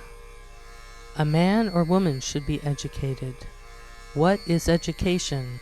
The jiva should know the secret that he is the Paramatman. Seeing earthen and stone images is not seeing God. It is mind's hallucination when you regard images as God. Without true jnana, mukti cannot be attained. Our taking human birth is the effect. Giving it back is the cause. We must know the cause and effect. Likewise, we must know the good and the evil, the right and the wrong. Knowing all, peace must be attained. The book consists of parts, but jnana is the indivisible one. A book consists of chapters, but jnana is single-chaptered. For those who have not realized, a book is necessary, but to a man of realization there is only one undivided being. When a man takes birth, he is not born with a book in his hand, but he is born with a brain. While coming into this world and going away from this world, a man has no book in his hand. Only in the middle period he takes a book. At the place where there is running water there can be no mud. The place is quite clean. Ignorance, ajnana, is mud. The current of water is bhakti and jnana.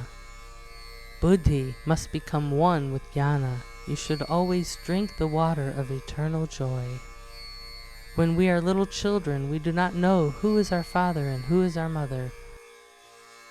When we grow up, we come to know our parentage. When a chicken eats, it scratches everything towards it with its feet. Similarly, when a man's intellect is developed, he becomes selfish. Every day men die, every day men are born, but rarely do they burn their selfishness. Selfishness completely disappears when the divisible becomes one with the indivisible. From rice, various kinds of eatables such as ambada and halva are prepared. These preparations are not called rice. The match is in the matchbox. Light is in the match. Rub the match and kindle the fire. Ajnana is darkness. Jnana is the light. If you see the dawn in the heart sky, it is possible to describe it. One must experience these things in one's Atman. What is called jnana is in buddhi, intelligence.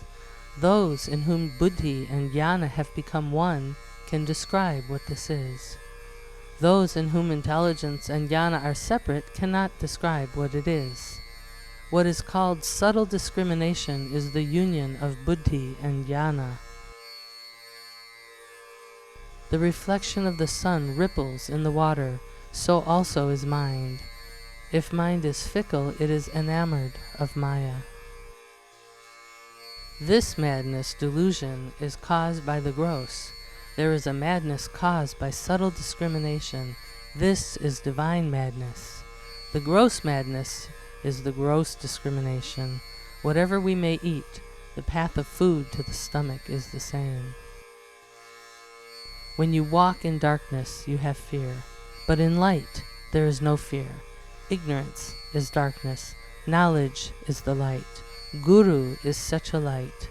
Light is Guru. Once the well should be emptied of its water. All the mud should be removed. The water which then comes is the purest. Jnana is like this pure water. Once you burn away the thought of I and mine, then non-attachment to the objects of the senses will result of its own accord. The jiva is like a calf tied in a room. The calf is always eager to go out of the room. So also the jiva is very eager to drink jnana, which is like amrita. Pleasure and pain are things to be merged in buddhi. By the help of buddhi, one must attain moksha. When the mind is merged in the Atman, and when oneness is realized, one attains moksha. Jnana is internal. At the beginning, jnana can be known. As one progresses, this jnana is also forgotten. Then there is nothing to be said, or nothing to be listened to. All is Brahman, and Brahman is all. This state may be called the state of nothingness.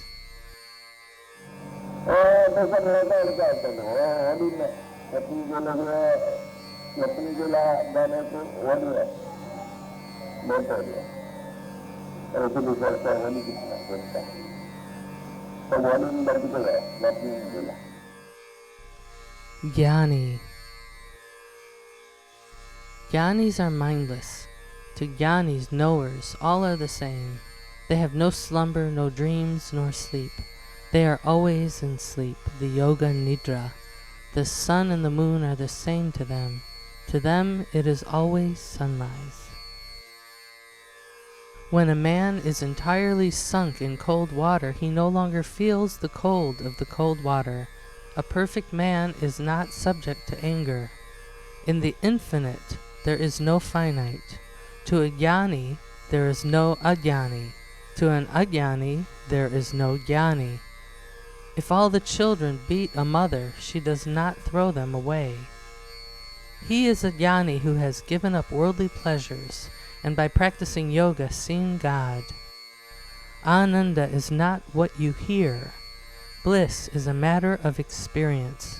Such a man is called a Mahatma. Those who have seen earthen and stone images do not become Mahatmas.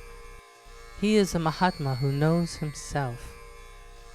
Vayu, the air, is imperishable. It is one, indivisible.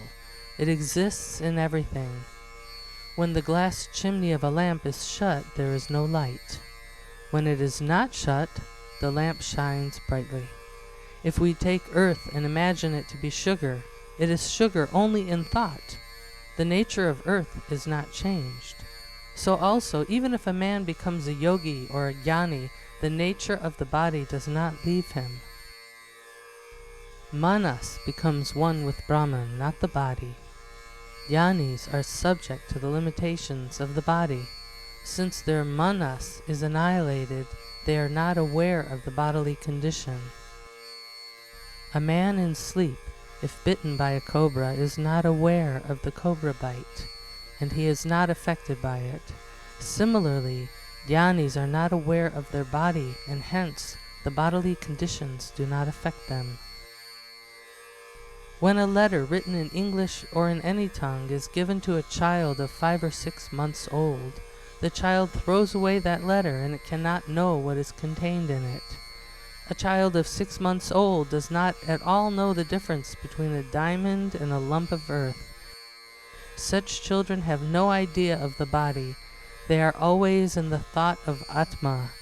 Children have no idea of duality. When their brains develop, they become aware of differences. When the brain is not developed, prana in such a child is in the sushumna. As the child is growing month by month, it gets knowledge of various things. Earlier knowledge is of no use. When a man is in the knowledge of all, he must be like a child. A true jnani is just like a child of 6 months. Such a child is not conscious of its own calls of nature. It does not distinguish between the two calls of nature. Jnanis are similar. They do not like one thing and dislike the other. They have no idea of poison. The administrator of poison should think about it. The jnani, the eater, never cares for it. Likewise, a jnani does not say, I want dinner, I want that. They are always well established in the internal Atman. The subtle intellect is buddhi or jnana. The internal concentration is one-pointed. The gross intellect is like a horse which is not controlled by reins. The intelligence which is acquired from others is not permanent. It is not Hari, it is not Shiva. That which is imparted by the Guru is the subtle intelligence. It is never gross. The gross intelligence is bestial. He is not a man who does not return what he has received. He who has a burden on his head has his attention on that burden. Similarly, he who acts the part of a king in a field drama has his attention fixed on the crown. Likewise, jnanis have their attention fixed on buddhi. You do not feel the scent of a flower which is in your own hand. Flowers which are distant smell sweet. Babies whose brains are not developed see no difference in the things of this world. When their brains are developed, they see differences in things. Until a baby is 6 months old, it feels no differences. A first-class yogi is like a baby of this type.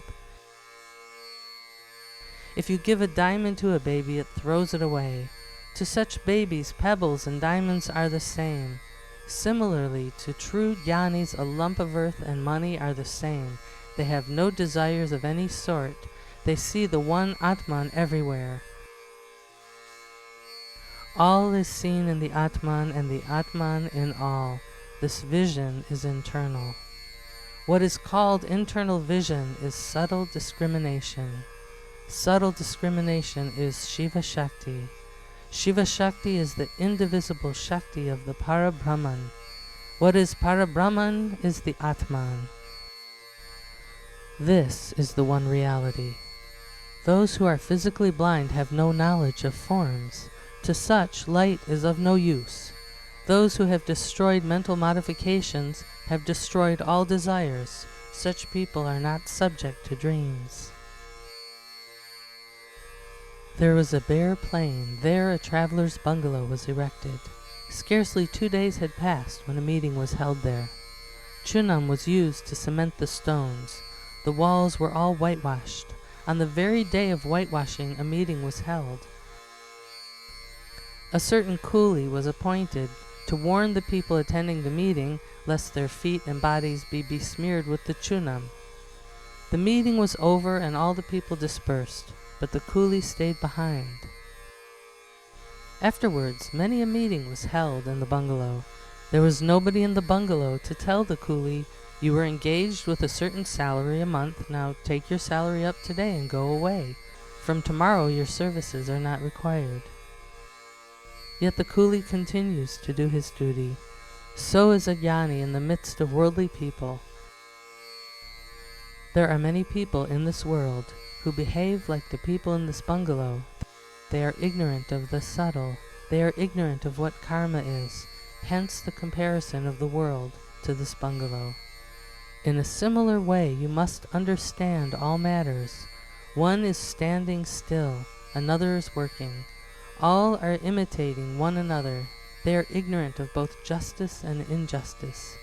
After knowing justice, they will not stoop to injustice. For a just man, it is very difficult to do injustice. Such a man will never tell a lie, even though his tongue were to be torn asunder. An unjust man wants everything. A just man wants nothing. He is not afraid of anyone. The whole world is in him. The minds of the unjust people are in the world. It is the duty of every human being to know what is justice and what is injustice. Birds are like airplanes. Men are like beasts. Beasts are like men. Dogs are like jnanis. If you feed a dog, it will never forget you till its death. It will have constant love for the master who has fed it but once. Men have no subtle discrimination. They think not whence they have come and whither they are bound. A man of perfectly ripe understanding should be like a dog. If you go to see a king, you have not the boldness to tell him to his face what his defects are, but behind his back you criticize him.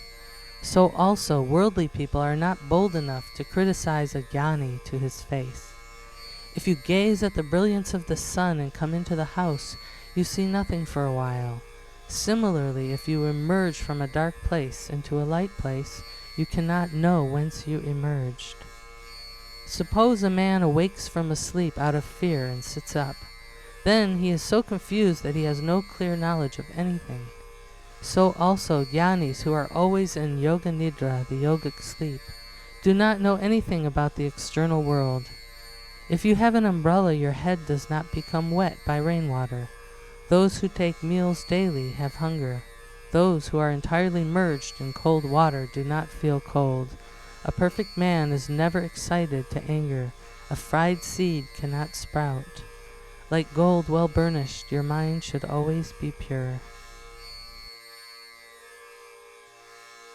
A jnani loves all as a cow loves its own calf. This is what is called same-sightedness. There is no house which is without doors. There is no cooking without vessels. A dog feeds on food cooked either in earthen vessels or in gold vessels. Birds think of today's necessities, never tomorrow's. Brahmahood means realization of oneness within oneself. Pindanda, the microcosm, is that which is visible outside. Brahmanda, macrocosm, is seen inwards. This macrocosm is beyond creation. Creation is a mental condition. Atma is uncreate. Mind has fears of all sorts. All creation appears to exist only to the embodied. When the external is internalized, there is an end of all fear.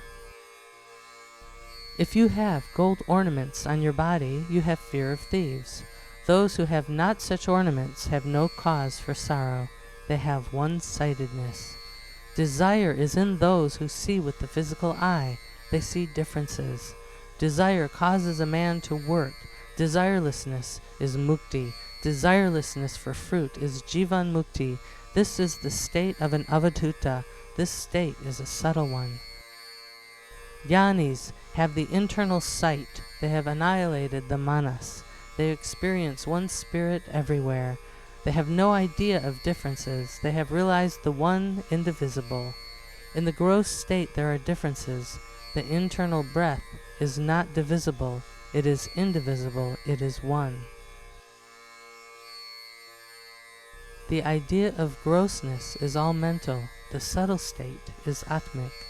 Jnanis always enjoy yoga nidra. They are in this state whether they are sitting or walking. Jnanis may be compared to a tortoise. These animals project their limbs outside only when necessary. At all other times they keep themselves inside the shell. Atma is not perceived by the senses. Atma is quite different from the senses.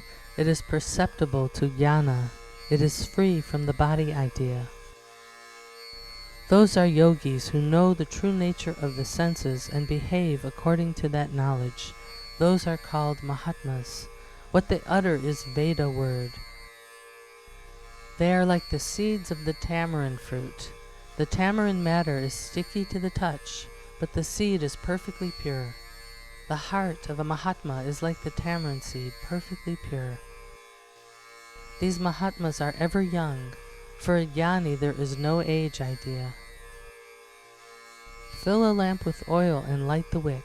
When the oil becomes less, the wick comes lower and lower and the light becomes less and less. If you again supply the lamp with oil and light the wick, the light shines as before.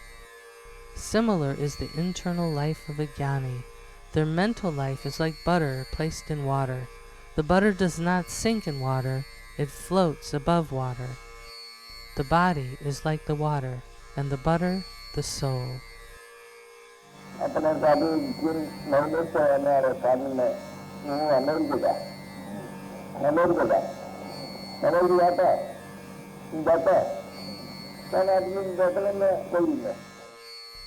Kundalini.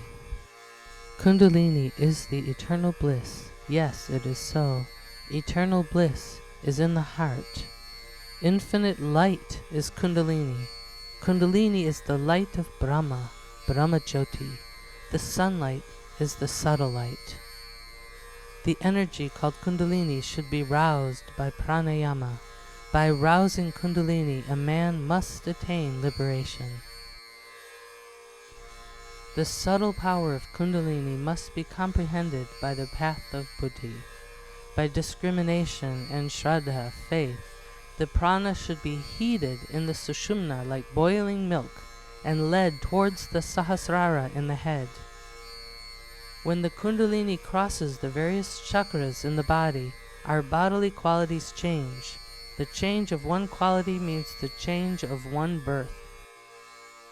When the prana is led upwards through the chakras, peace of mind and forgiveness are acquired. 5 chakras and 5 houses, panchabhutas, should be crossed, and the 6th chakra should be reached. After conquering the 6 qualities, Satchidananda should be entered into. After enlightening the Agnya chakra, Akasha and Agni Mandala, the sphere of internal fire, should be attained. Shakti and Shiva should be one, present, past, and the future. The place of these is Bindu. In Bindu is Jnana fire. This should be meditated upon, and Pranalinga should be entered into. Let Prana become one with Shiva. Conquer both yantra and mantra. Let Buddhi, proceeding through Akasha, go to the center of the sky of consciousness, and there be one with the dawn of the Atman. Let the qualities of karma be sacrificed, and let the jiva, by the path of pure Akasha, become one with Paramatman. Let the jiva take his stand on the top of the Sushumna, which is his real home. Let the feeling of mine and yours disappear. Let all the qualities of the jiva be unified, and man become a siddha and be fearless. Knowing the path of the Atman, O mind, distribute spiritual food to others. Knowing the path of the Atman, O mind, conquer both birth and death. O mind, be free from birth and death, O mind.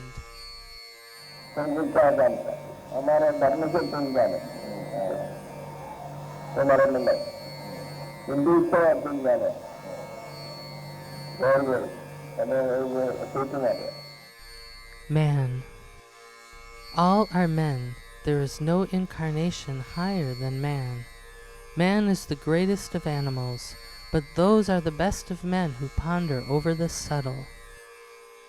Ekadashi means the worship of the One. To such a man every day is Ekadashi. Those are called men who have such an Ekadashi. A man should think very little about the gross. He should spend much of his time in meditation of the subtle. A dead thing is without motion, it is soundless. A living thing has the delusion of sound, it has consciousness. Conscious creatures have impressions and movements. Creatures conscious of sound have the delusion of sound. They have the light of Brahma in them. Consciousness of creatures is light. Men know the distinction between justice and injustice. Lower animals have no distinction of such a sort. Man stands at the head of all creation. There is nothing impossible for man in this world. Man is in the universe, and the universe is in man. Man is the greatest of animals. Mind in man is fickle. In man both this world and the next merge. Shivaloka is the third divine eye. The Shiva Nadi is the Sushumna Nadi, also called the Brahma Nadi.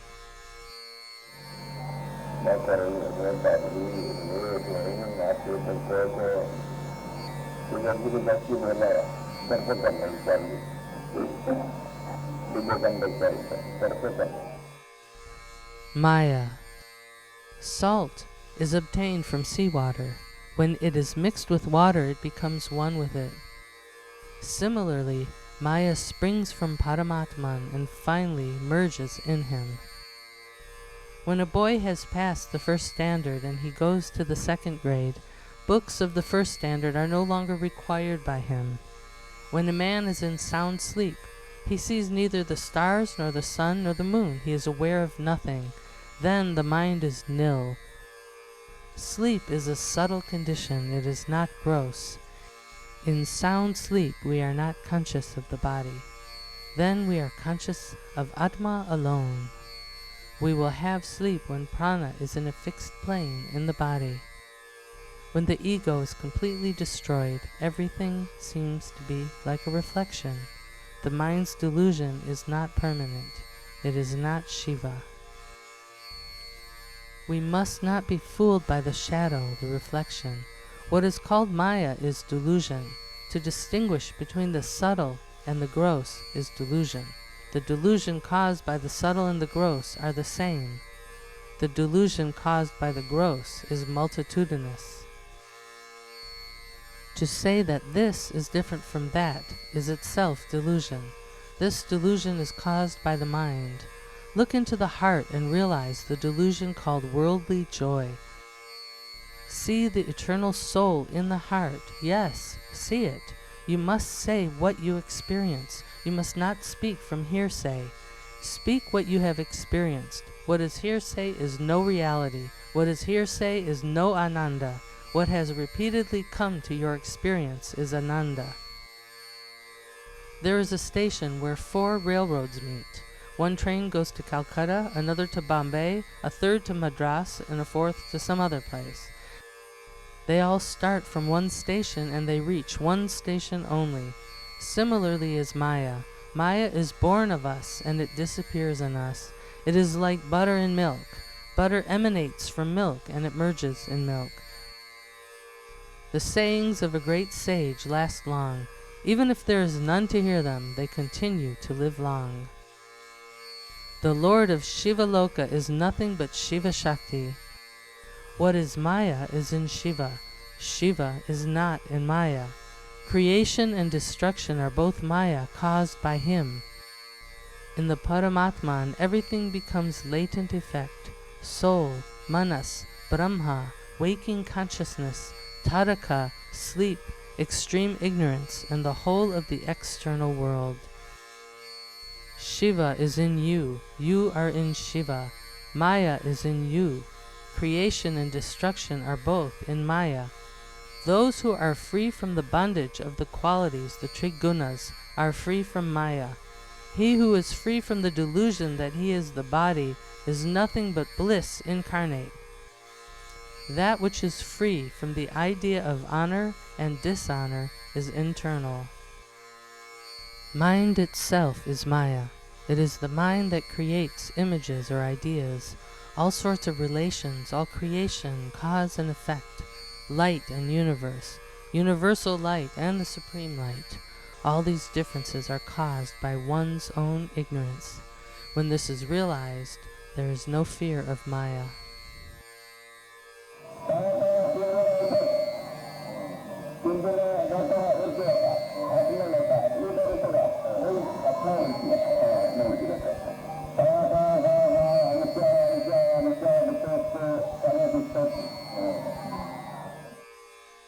Meditation. From the beginning, there is only one religion taught by Shiva.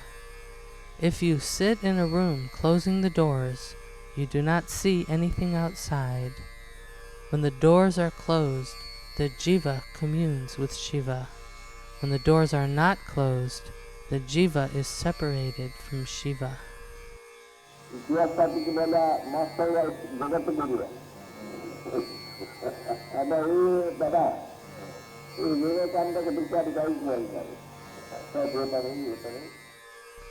Mind, Manas Buddhi.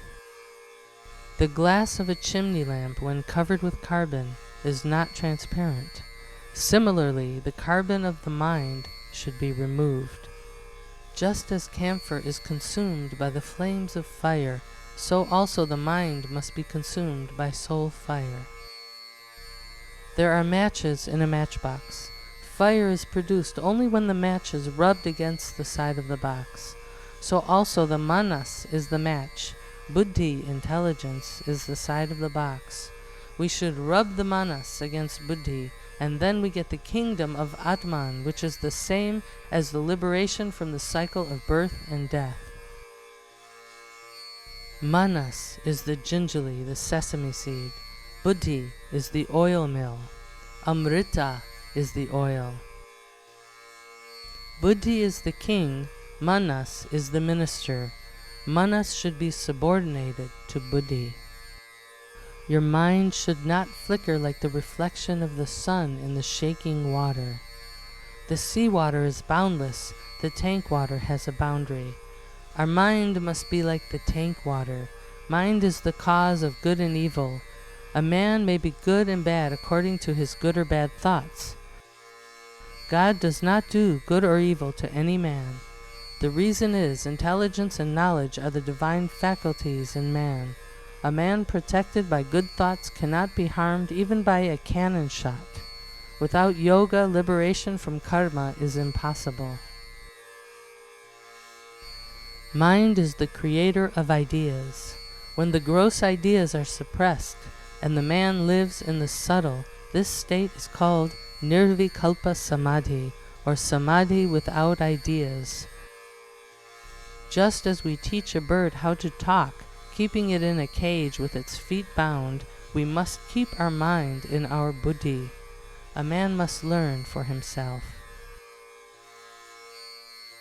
The mind is the seat of sin. It is the cause of action, good and bad. Mind is the cause of all these. If there is no mind, there is no speech. Without the mind, nothing can come and nothing can go. But for the mind, nothing can be accomplished. Suppose one knows how to speak English, but he does not know how to write it. Then we cannot say he knows English fully. When he knows both, then only can he secure a passing grade in English. A man's mind never remains stationary. Chitta is the cause of desire. Sat is the one indivisible. It is the one subtle which is everlasting. Chit is always changing. When Sat unites with Chit, the result is Ananda. This Ananda is Satchidananda, Sri Nityananda, Sri Paramananda.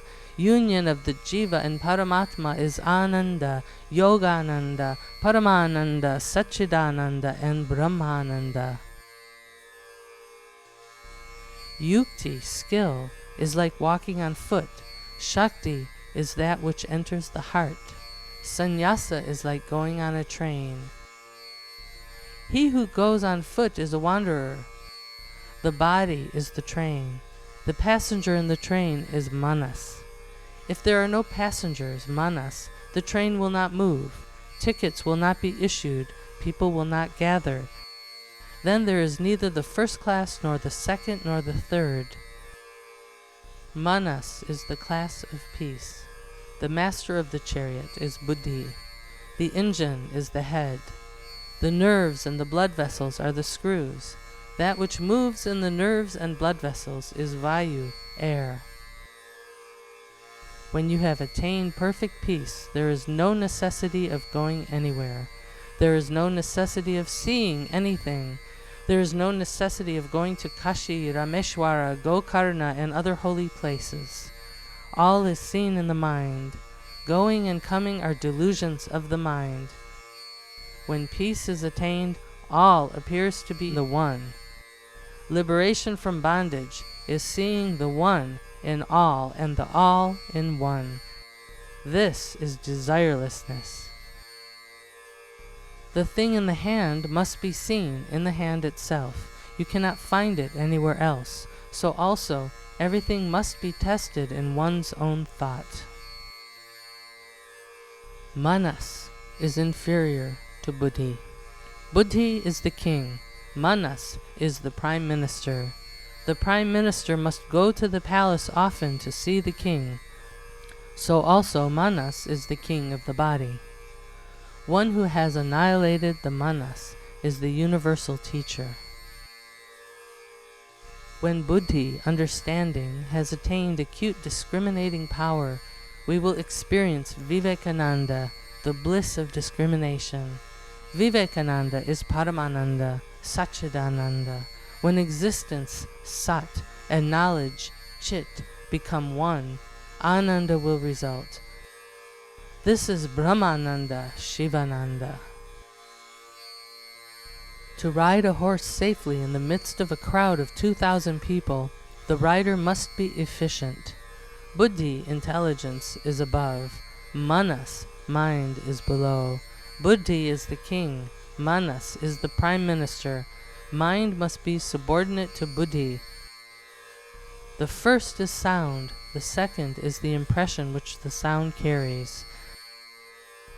Whatever may be the contents of letters and postcards and various newspapers, the box in which they are posted is the same. The tongue distinguishes between things pungent and things sour. To the mind there is no such difference. Just as we cage a bird binding its legs and then teach it to speak, so also intelligence becomes one with the soul when it is caged in the cage of manas. The umbrella does not hold the man. All is held by the mind. When the mental moods are destroyed, all differences disappear. Such a man has no desire. He is a sannyasi. He is a yogi. A man who has manas wants everything. A man who has no manas has everything in himself. Just as in a steamer there are all sorts of accommodations, so also a man who has conquered the mind has the whole world in himself. When a boat is sailing, everything around appears to move. So also when mind is disappearing, everything appears to whirl round. What is experienced in sleep is not experienced in the waking state. What is experienced in the waking state is not experienced in sleep. If you place a vessel without water over fire, no sound is produced. In order to produce sound, water is necessary. So also, those who have no subtle discrimination will not be benefited. If you are bitten by a cobra in sleep, you will not die. In sleep, mind is quiet. When there is manas, there is everything. What is called creation is a mental affliction. When there is thorough introspection, there is no creation. The water is hot only so long as it is kept on the fire, but when the vessel is kept on the ground, the water becomes cooler and cooler. Our buddhi must be like the water placed over a fire. Similarly, faith should be constant. Dharana is the means by which the buddhi's power of discrimination is increased. Dharana is the path to mukti. Dharana is the path leading to the highest. For prana to become steady, dharana is a means. When life energy becomes steady, the mind becomes steady. When prana is given an upward direction, then jnana enters every nadi, and peace is the result. Then nature and the subtle become separated. Then powers resulting from yoga, peace of mind, forgiveness, and patience, these are experienced in the buddhi. Those who practice constant dharana feel that the whole external world is existing in themselves. One should, being quite steady in mind, be enjoying eternal joy, Nityananda. If you have manas, you want everything. If you have no manas, you do not want anything. If you have manas, God becomes a separate being for you. When you have merged manas and buddhi, you have no separate God. All appears as one. If you have desire, you want a separate God, because God's help is necessary to accomplish your desire. Then the manas goes after the various objects of the senses and causes doubt about various matters. Then one feels the necessity of an idol or image. Cause and effect appear to be two separate categories. Image worship is due to maya or ignorance. Just as camphor is lost in fire, mind and buddhi become one with each other. Like little children rocked to sleep, chitta, being placed in buddhi, must know who the I is. The body may sit firm, but it is the mind that should sit firm. Those whose minds are not purified seldom have equal sightedness. Those who do not practice will have great difficulty in possessing the sattva quality in them. The subtle intelligence is developed by practice. Unless you practice, the desire for worldly things cannot be destroyed.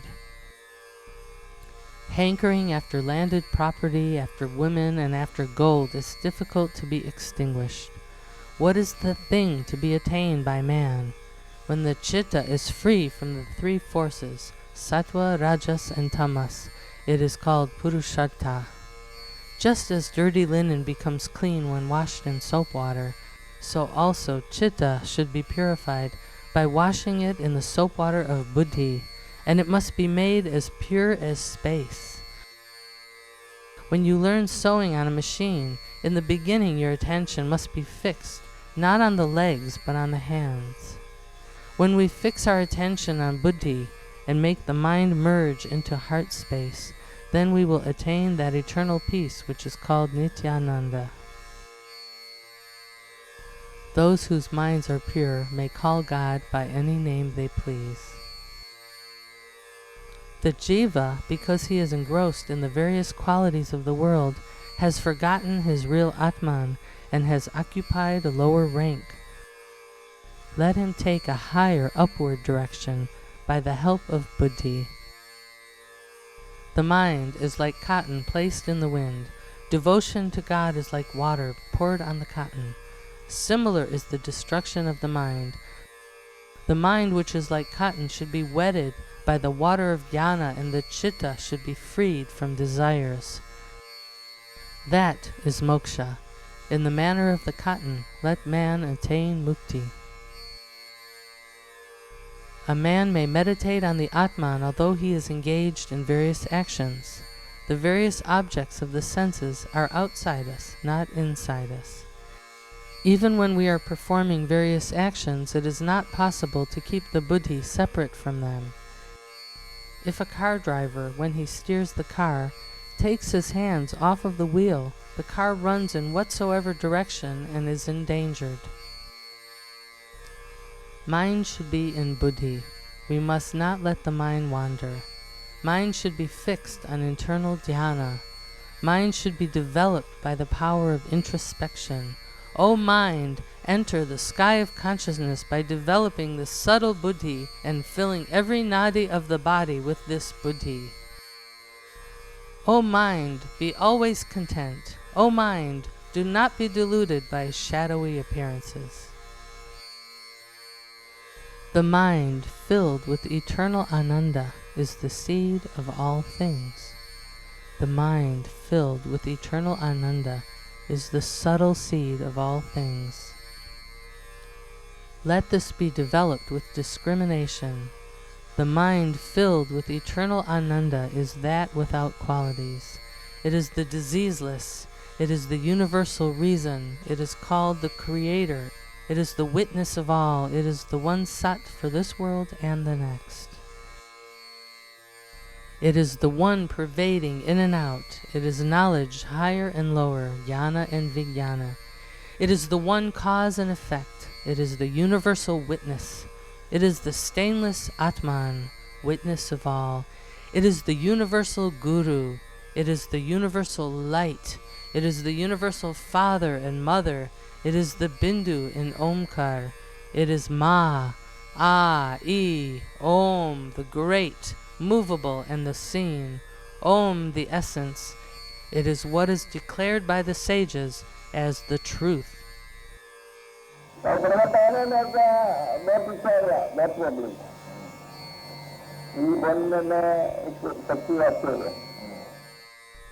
Moksha, mukti, liberation. Paramatman is in Jivatman. The real mukti is to know the subtle in the gross. Cow milk can never be bitter. The stone fixed in the earth cannot speak. By visiting places of pilgrimage like Varanasi and Rameshwaram, a man cannot attain mukti. What is essential is keeping the mind steady for a moment by introversion. This world means Jivatma. The next world means the union of Jivatman and Paramatman. Mukti is according to the nature of our bhakti. If you try hard, you get a good salary. If you try little, you get a small salary. There are many people in this world to take care of those who have passed the ICS, the Indian Civil Service Examination. But there is none to inquire about the path to divinity. No one can describe what the bliss of mukti means and what it is. That religion which was taught by Shiva from the beginning of creation is one and one only. Feeling of duality is hell. Feeling of absolute oneness is mukti. Absolute bhakti, love, is mukti. Perfect peace, never perturbed peace, is the goal of man. This is Yogananda, Paramananda. The ocean is bigger than all the rivers. The sea is almost boundless. You cannot measure the water of the ocean. It is not possible to practice bhakti leaving off samsara. Being in samsara, we must attain mukti by being this thing and by doing that thing. What is desire is samsara. Desirelessness is mukti. Then one will enjoy eternal bliss, eternal wisdom bliss. Eternal peace, which is the highest bliss, is the goal of man. When the mind is swimming in eternal bliss, it is known as mukti. Why is man called man?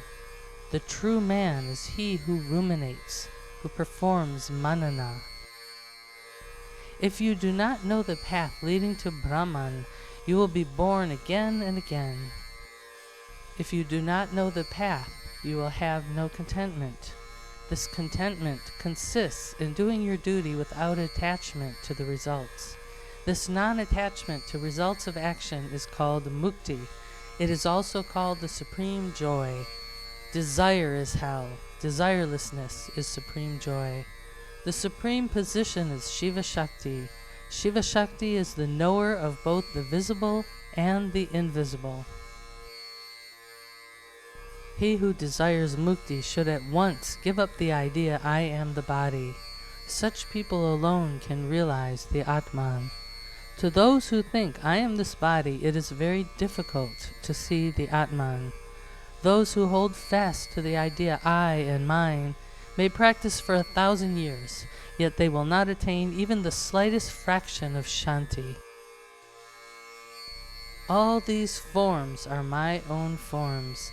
Thus should a wise man meditate.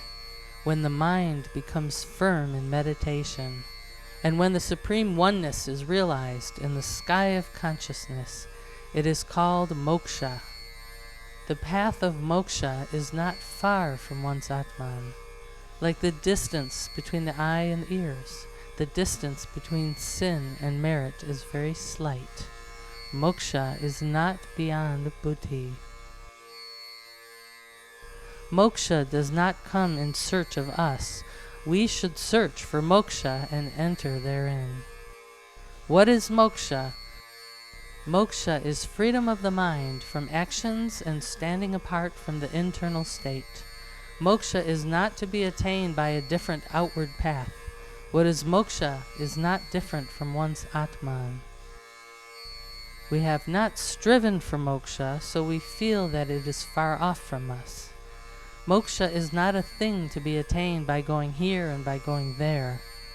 One should search within oneself. The mind should be merged in buddhi, and by the path of discrimination one should enter mukti. God is the indivisible one.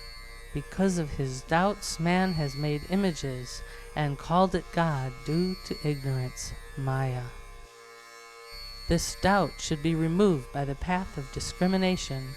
By doing so, he must attain Jivan Mukti, liberation from bondage in this very life. Enjoy eternal peace. When the buddhi is enlightened, every man comes to know his own defects and merits. Like one's reflection in the mirror, the various desires of the mind will be visible to buddhi.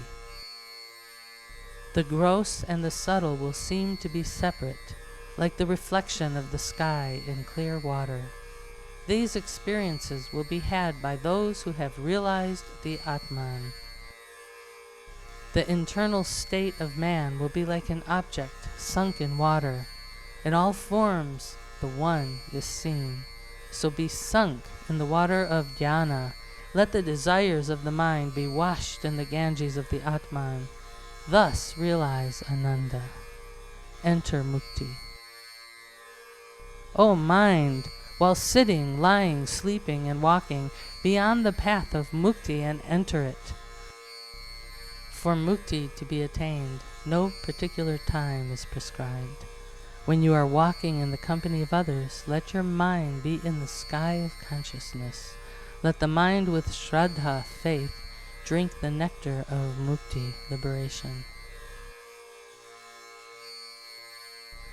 Realizing Bhakti and Mukti to be one, become one with Omkar. Let the 10 Indriyas become slaves of buddhi, like a bird deprived of its wings. Let prana, which is moving in 10 directions, be made to move in one direction only. Let this be done internally. Let prana enter the Chidakasha, the space of pure consciousness. Let internal peace be attained. Let mukti be attained in same-sightedness, seeing the one in all. Having attained mukti, let them see the whole universe as freed from bondage. The body is the engine, knowledge, jnana, is the steam, discrimination is the movement, shraddha is the line. Knowing this, let the train be driven. The driver is the intellect, buddhi. The digestive system is the boiler. The nadis are the screw. Knowing this, enter the Atman by the subtle oath of buddhi. Attain thou peace. Just as the train moves on rails, so also discrimination should move on the path of subtle buddhi. To those who are ever merged in samadhi, the body's existence is quite foreign. To such, the gross and the subtle become separated, like the kernel and the shell of the mango seed. To those who always think I am not the body, there is no separate samadhi. They enjoy eternal samadhi, absolute samadhi, shivanata samadhi, manolaya, mind annihilation samadhi. To those who are always sunk in the sugar of jnana, sugar does not exist as a separate thing. Such men are quite regardless of the external acts and the external world.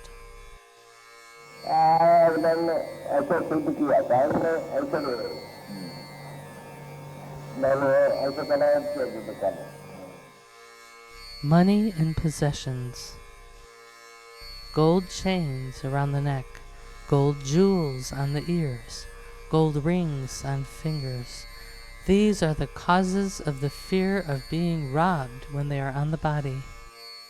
Money is the cause of fear. When there is no gold on the body, then there is no fear.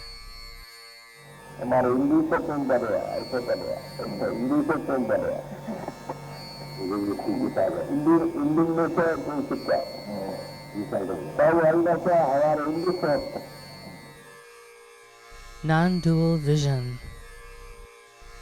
Rivers and streamlets enter into the sea and there become one. Similarly, finite things become one in the infinite. Dualism loses itself in non-dualism. Non-dualism is oneness. This realization of the oneness is the most supreme. After a man has realized oneness, he will no longer be born. Those who are immovably fixed in the idea of oneness die only when they desire to die. Such men are perfectly desireless. Realization of oneness is the most subtle one. What is same-sightedness, samadarshana, is realizing the Atman in all. This equality consists in realizing the one in the many. This is known as introspection. When the next world and this world are realized as one and the same, a man has attained same-sightedness. This is also called the union of Jivatma and the Paramatma. What is the Jiva is mental modifications, vrittis. Paramatman is the great silence, who is above the three qualities. He knows not good and evil, cold and heat. He is qualityless, formless. He is no thing.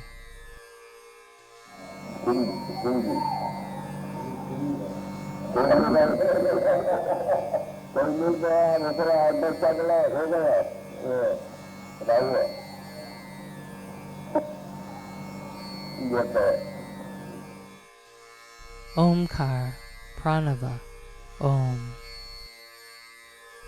Om is Pranava. Pranava pervades the form, the body. Om is bodilessness and formlessness.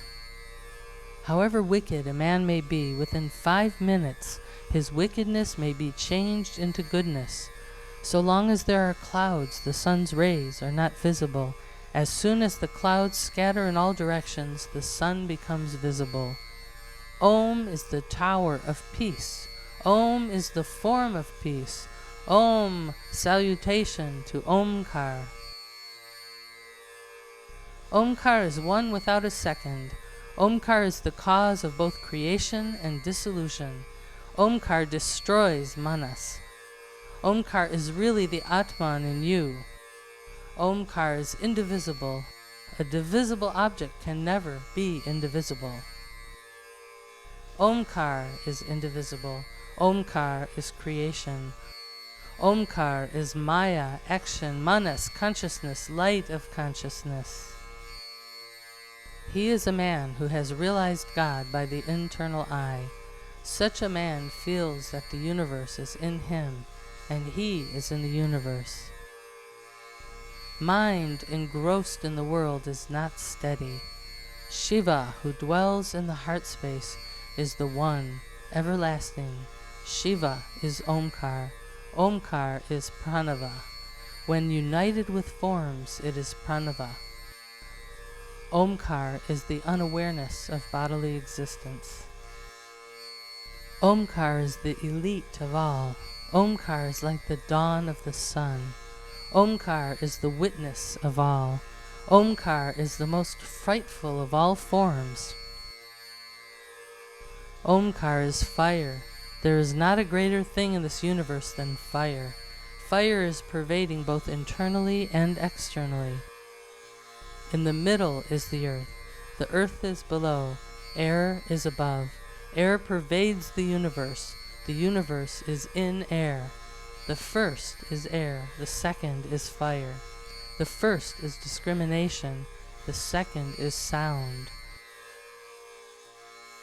Soundlessness is in the form of air. Soundlessness is eternal bliss. It is existence, knowledge, bliss. The self should be merged in soundlessness.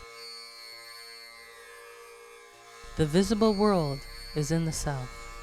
When Sat unites with Chit, Ananda is realized. This Ananda is Vivekananda, Chaitanyananda, Sri Brahmananda, Paramananda, Sri Nityananda, and Satchidananda. What is manliness is the realization of this Ananda. This is Brahma Jnana, Yoga Jnana, Kala Jnana. This Tri-Kala Jnana is in the heart. In the heart is Mukti. Nityananda Mukti is in the heart. One is the dwelling. One is the eternal dwelling. That dwelling is Omkar. That dwelling is formless, changeless, indivisible. Future is not happy. Today is the happy day. Tomorrow is not. Day after is not. 9 o'clock, 10 o'clock is not the time. Now is the time. The indivisible time you realize by discrimination is the time. The time that you spend forgetting the goal of life is beggarly. Realization of Omkar is the annihilation of the world. Realization of Omkar is the destruction of the manas. When honor and dishonor have become one to a man, he attains Ananda, eternal joy, exhaustless joy, real joy. Then all that appears becomes nothing but joy. All things with form is Omkar. Omkar is the divine in them. What is Omkar is the subtle bindu. Omkar pervades both in and out in the form of air. It is impossible to describe Shiva Shakti. Only those who have experienced it can describe what it is. Without experience, it is impossible to describe what Shiva Shakti is. Men of book knowledge cannot describe it, but those who have the knowledge of the Atman can describe it. Everything comes out from within, not from without. One becomes bad by oneself. One becomes good by oneself. Similarly, there should be Omkar breathing within. Then there is purity. When evil merges in the good, that evil is transformed into good. The thing in your own hand has no smell. It has no price. A thing that is got from others has smell. It has price. A Raja Yogi Mahatma is Nityananda. all-pervasive Omkar, all-pervasive Pranava. He who is Sri Guru is Nityananda. All-penetrating Omkar is the all-penetrating Pranava. The form of God is peace. Om and peace are his forms. The sacred syllable Om is like a storm in the sky. Om is without beginning or ending. Omkar is like a stage manager in a drama. As it works through the bodies of men, those bodies are pervaded by Omkar. This syllable is inside us, outside us, and everywhere. It is the cause of everything that exists. We need not bring it up to consciousness anywhere. That sound exists in everything. We need not recall it separately to memory. This energy is not divisible, but indivisible. This sound exists in every animal. Whatever sound is produced by animals, it is nothing but Omkar. What is called Pranava is another name for Omkar. When it is united with prana and moves in the body, it is called Pranava. When the nature and the subtle, the physical and non-physical, stula and sukshma are separate, it is Pranava. When we feel both to be one, then it is called the feeling of oneness. This is identical with Omkar. At that time one sees the one everywhere. That which you worship with faith becomes all. That energy called Omkar pervades the universe and is formless. It is the light in all and light of all. Ignorance and knowledge are mere phantoms, not realities. Happiness and misery will never touch a man who has realized the oneness. Devotion, reasoning, and power, these three become one and become Omkar. Egotism becomes merged in Omkar. No one wants to look at a fruitless tree. Why is man called man? Because he has manas, the thinking power, he is called man. Manas should get knowledge of various sorts, and being united with peace must become one with Omkar. Prakriti is like a railway carriage. Those who are in it are like Jnana. The stations are like the chakras.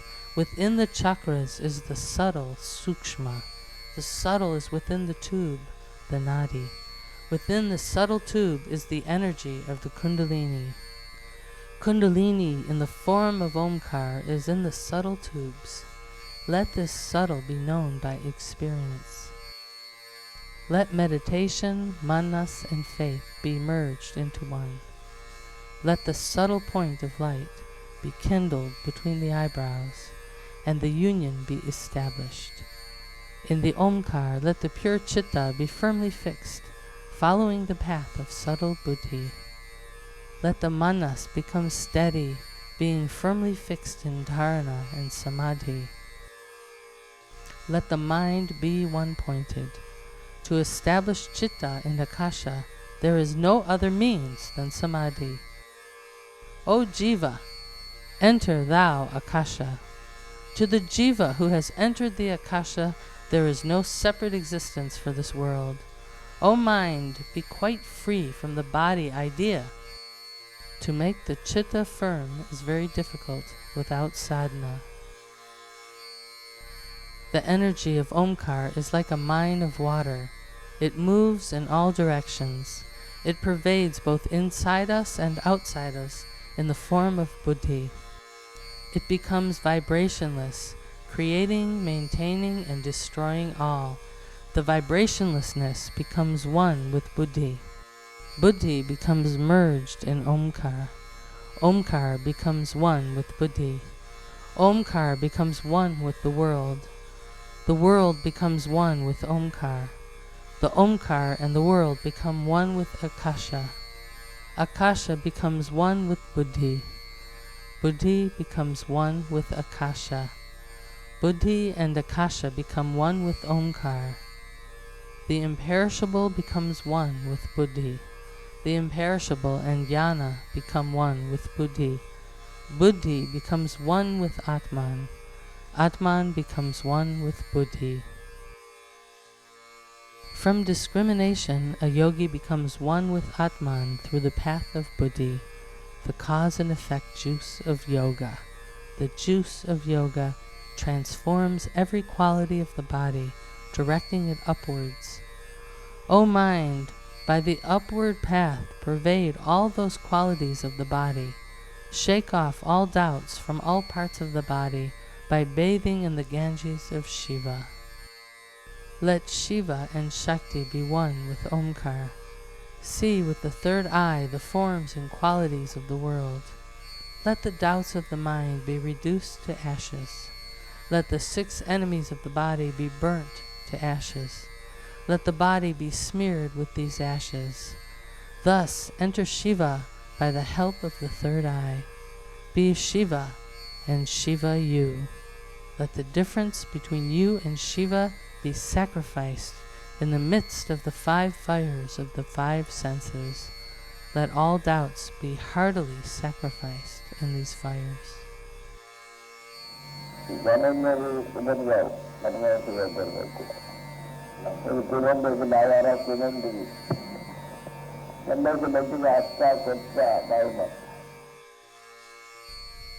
Peace.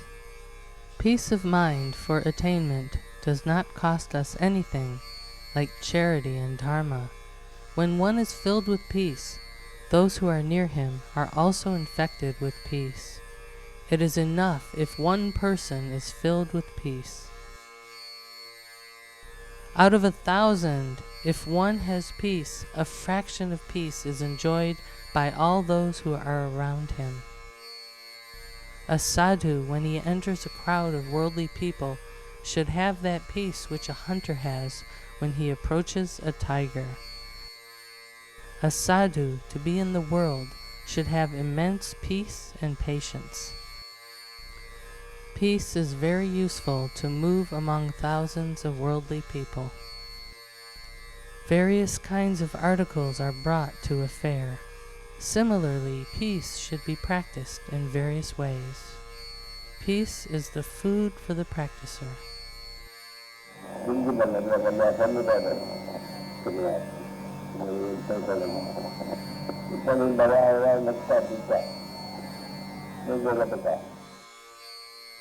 Purification. If gold is melted in fire, it shines with luster. So also one should purify oneself, killing desire and anger internally. By introspection he should move internally. Consider the physical eye. A blind man may have a light in his hand, but the light is of no use to him. Those who have eaten a bellyful do not require food anymore. Suppose the cooking is over. You are not satisfied by simply smelling the food. Your hunger is appeased only if you eat the food cooked. If you hold a piece of gold in your hand, it is of no use. It should be melted in the fire.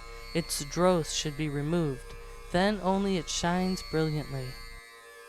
Similarly, the dross of the soul are desire and anger. These should be destroyed. Unless the intellect is purified, contentment does not spring. Unless the intellect is purified, chitta does not become steady. Unless chitta is purified, a man cannot free himself from verbal delusion. Just as Brahmins wait eagerly for plantain leaves to be spread and meals served, so must a man wait for mental purification and mukti.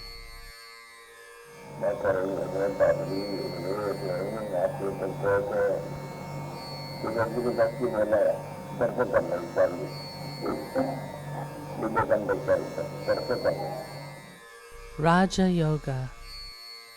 Destruction of the world means transforming it into Vayu, air. Raja Yoga is the place of indivisible monism. If you enter the one, you lose sight of the many.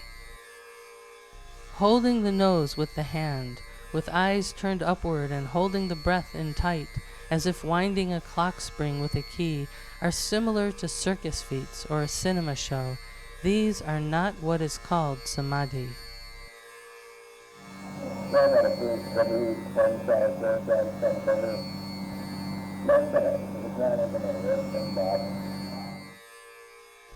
Rama. The repetition of Rama is true delight.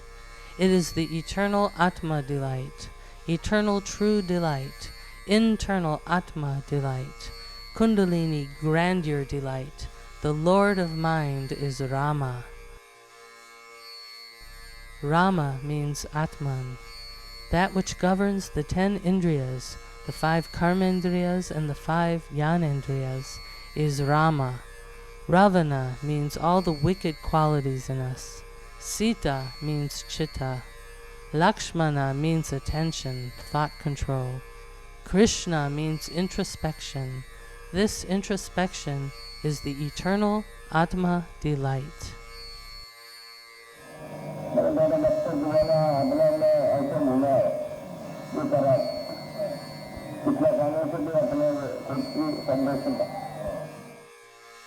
Reality.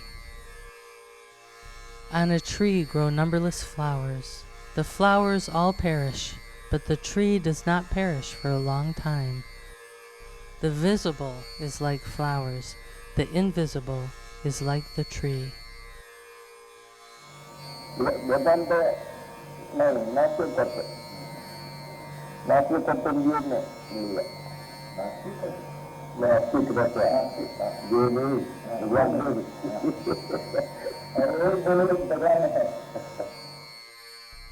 Renunciation. If a man goes to a forest and there lives in a cave, it is just like a beast in a cave. Even the milestones are better than such a man, because by the milestones we can count the distance in miles. Such people are of no use whatsoever. A thoughtful man should gradually go on renouncing the world.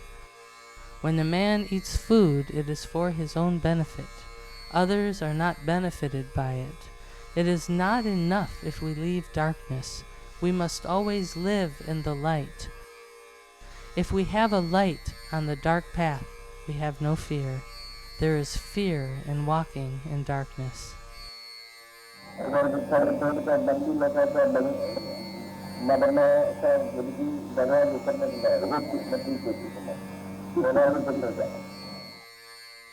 Same-sightedness. Same-sightedness is the urdhva shvasa, gasping upwards at the time of death. Same-sightedness is the indivisible one. This is supreme bliss. This is the subtle. This is the eternal. The supreme light is the universal light. O mind, abolish the idea of otherness. Have the idea of sameness.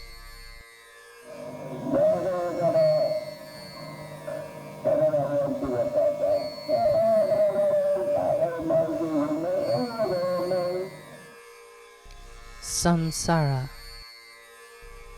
Even a child 5 years old knows that there is God, but the child does not know where God is.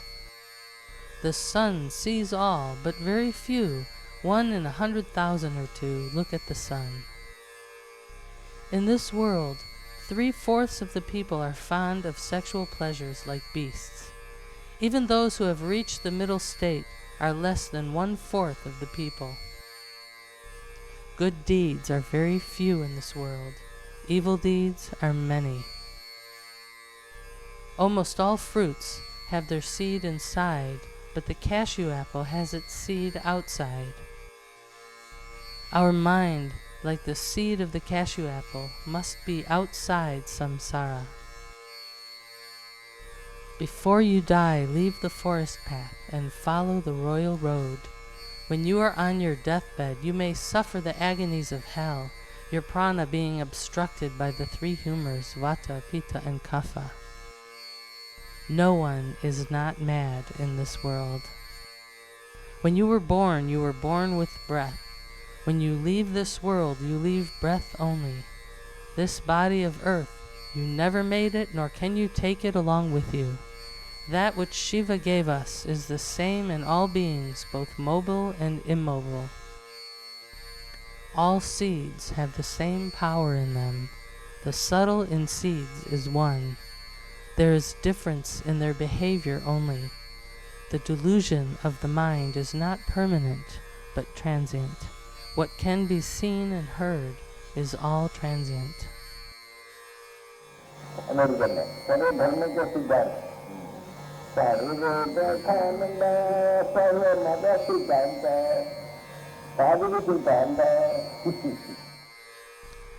Sannyasi, Swami. Without knowing the secret, if we simply decorate the exterior skin, our karma will not leave us. One cannot be a sannyasi by external signs if he is internally a hypocrite. What you think, you must speak. What you speak, you must show by your acts.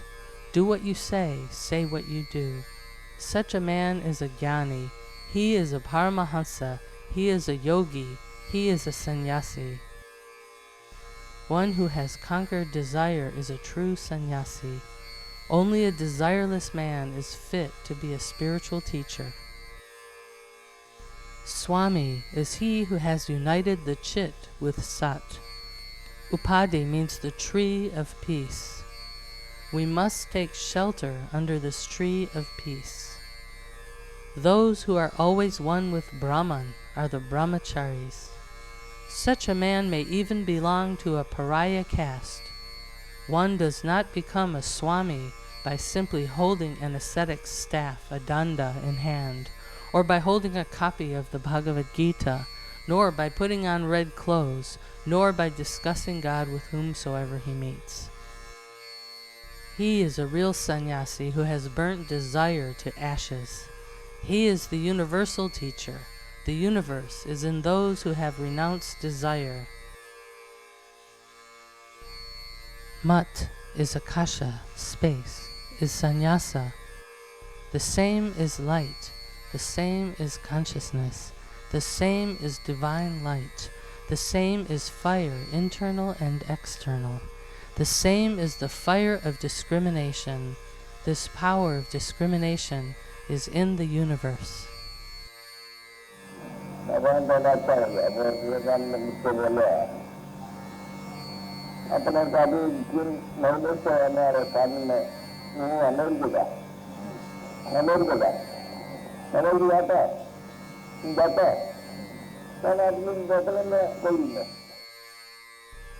Self-knowledge. A man must know himself. He who has conquered the mind is a man. He is an ascetic. He is a yogi. He sees the one Atman in all. Suppose you come into a dark room after wandering in the sun. What do you see? Look at the sun for 5 minutes and come into a dark room. You see nothing. This is as it ought to be. One must see with the inner spiritual eye. When a man has become a graduate in law, he receives a university gown. This gown covers the body from head to foot. It has 4 hands, 2 hands and 2 legs. When Sat and Chit become united, we have Ananda, Brahmananda, Paramananda, Sri Satchidananda, Sri Yogananda. When we discard worldly pleasures, we enjoy divine pleasures. When we realize the truth about the jiva, we enjoy Ananda. Realize your Atman. When you see another and yourself as different, it is delusion. Identify yourself with another. Realize the secret which is in yourself. It is not enough if you talk of this identity, but you must act according to it. What you see with the external eye is of no use. The feeling of distinction will be the cause of trouble at the time of death. The real sunrise is to be seen in the sky of consciousness. This is the most excellent sunrise. The whole universe is to be seen in that heart space in one's self, just as the sun is reflected in the water placed in a small mud vessel. When we travel by a cart, the whole world seems to be moving. Likewise, the whole universe can be known in yourself. One's hunger is not appeased by simply smelling the food cooked. One must take the food himself to satisfy his hunger. So also the experience is the only accomplishment. There is nobody to oppose you when you have experienced truth. By simply holding sugar in your hand, you cannot experience its sweetness. Sugar must be placed in the mouth to taste its sweetness. This is experience. Book knowledge gives room for doubts and discussion, but self-experience does not. Experience for oneself is like the command of the king to the subjects. Experience is like the king's command. Book knowledge is the subjects.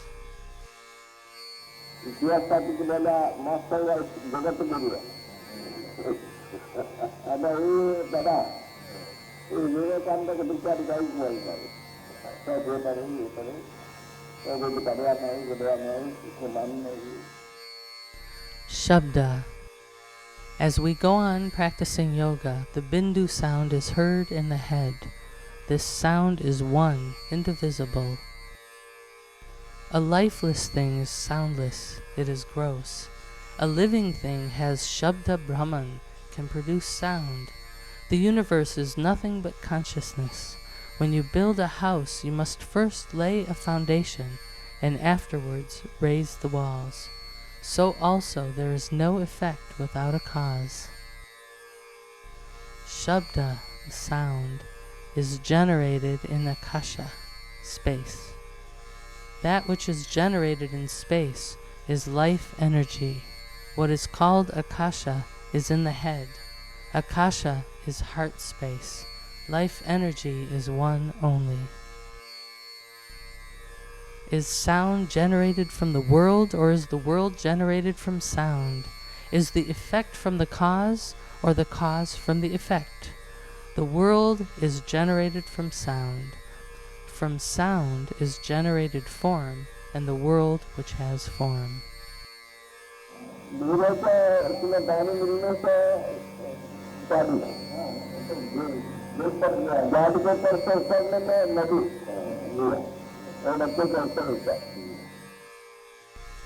Shakti. It is not the work of Shakti when a man dances an oracular dance. This dance is a trick. Trickery's course is downwards. Shakti follows a middle course. Trickery belongs to the body. Shakti is Atmic. Trickery is powerless before the fire of Shakti.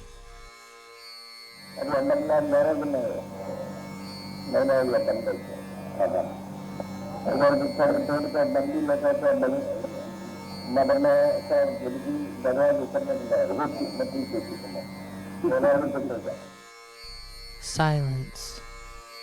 What is called silence refers to the mind, not the tongue. What is done when the buddhi and jnana are in communion with the Atman is not karma. Silence is the real locality of the mind, not of the tongue. It is by silence that yoga is accomplished. He is a yogi who has united into one both buddhi and jnana. One who subjects the manas to buddhi and makes buddhi control manas is a yogi. What is called the vow of silence is another name for the sushumna, which is the junction of the Ida and Pingala. The three important nadis of the body are the Ida and the Pingala and the Sushumna. Sushumna is the seat of the Kundalini.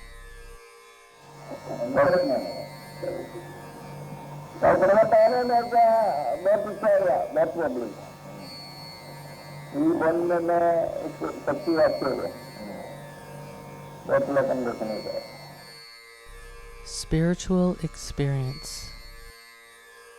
In the beginning, before perfect peace is attained, the power of Maya, delusion, in us will be greatly manifested. Wherever you turn your eyes, you see serpents. In the beginning, when you sit for practice, the heaviness of a mountain is experienced.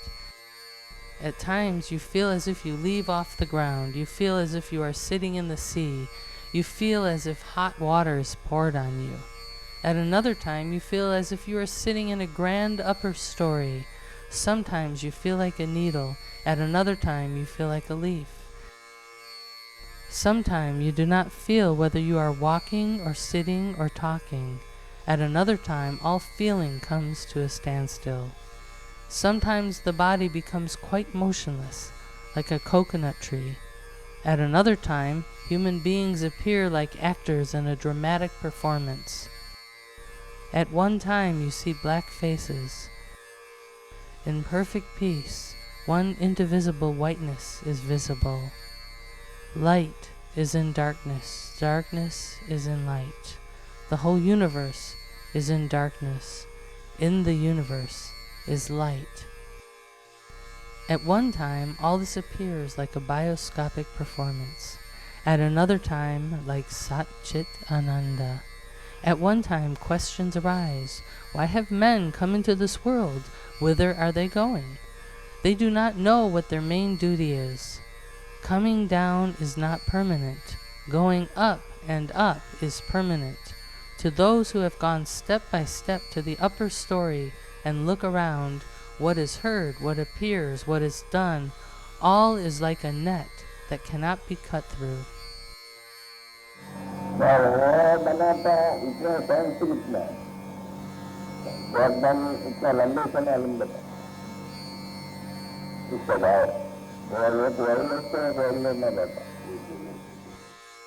Spiritual practice, abhyasa.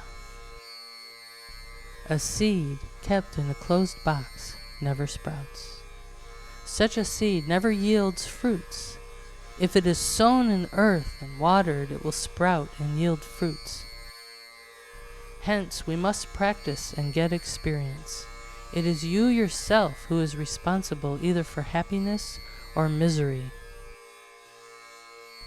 We do not get experience from books.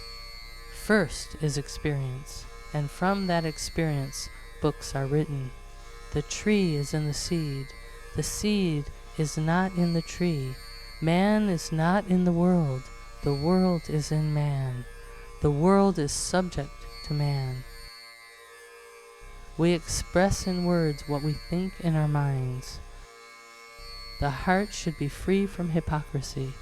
The heart of man should be perfectly pure. What the heart thinks, the tongue should talk. What one thinks, one must talk. You should deceive no one. You should hate no one. You must not mix with others. Your mind must always be one-pointed. When you have a deceptive heart, it is like the sun in the midsummer.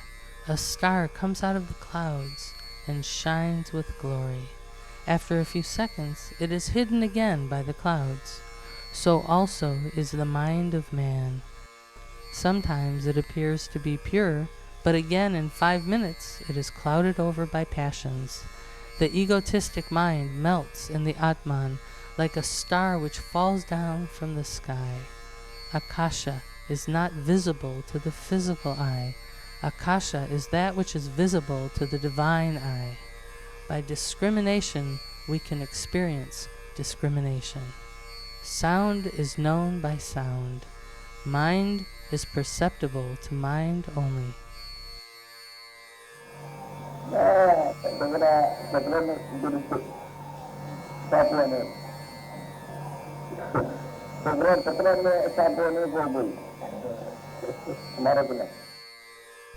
Suffering. Adversity given by Shiva is no adversity. Sorrow given by Shiva is no sorrow. It is your mental delusion. At the time of our birth on this earth, there is some difficulty, so also at the end. When men come out of their mother's womb, tears trickle down their eyes. Pain of death given by Shiva is no pain. All sorrow is mental delusion.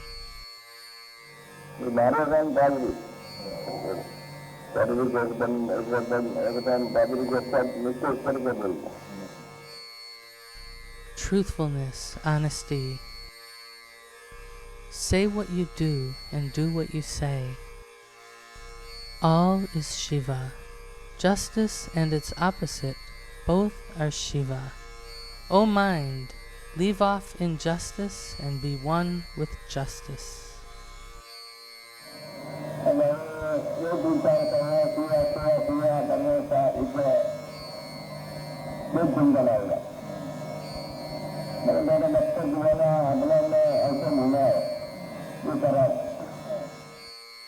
Vairagya.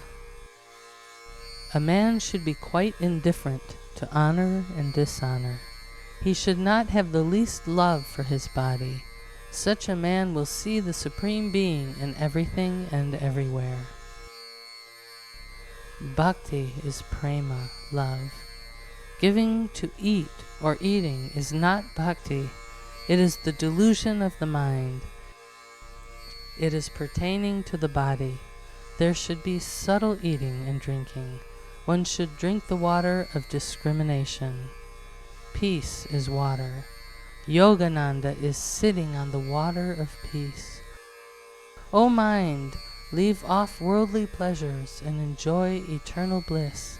O mind, leave off worldly joy and enjoy eternal joy. Enter into the eternal, O mind. Run into the heart. The real enjoyment is in the heart. Enjoy that pleasure which is called mukti. Live in it. Enter into the internal, leaving off the external. O mind, open the third divine eye. Do not be thinking of anything else. See the world with same-sightedness. In this world, those who are indifferent to honor and dishonor have attained the goal. Such people only have attained peace. From one coconut, many coconuts are produced. If you cut the trunk of the coconut tree at the bottom, the production of coconuts ceases. Vasana, which is like the trunk, should be cut at the root by the axe of discrimination. Then comes peace. The characteristics of sadhuguna, sattva-guna, and peace, and all such qualities come from non-attachment. When buddhi becomes steady, it is called sattva-guna. Sat, truth, is like letters engraved in stone. The talk of the worldly is like letters engraved on a chalk slab. Those who have come to buy milk should not ask what the price of the cow is. Similarly, those who hanker after Atma should not bother themselves about the body. The man who has attained the Atman is like the dry kernel within the coconut. He has no attachment to the body. When the rope is burned to ashes, it cannot be made into a rope again.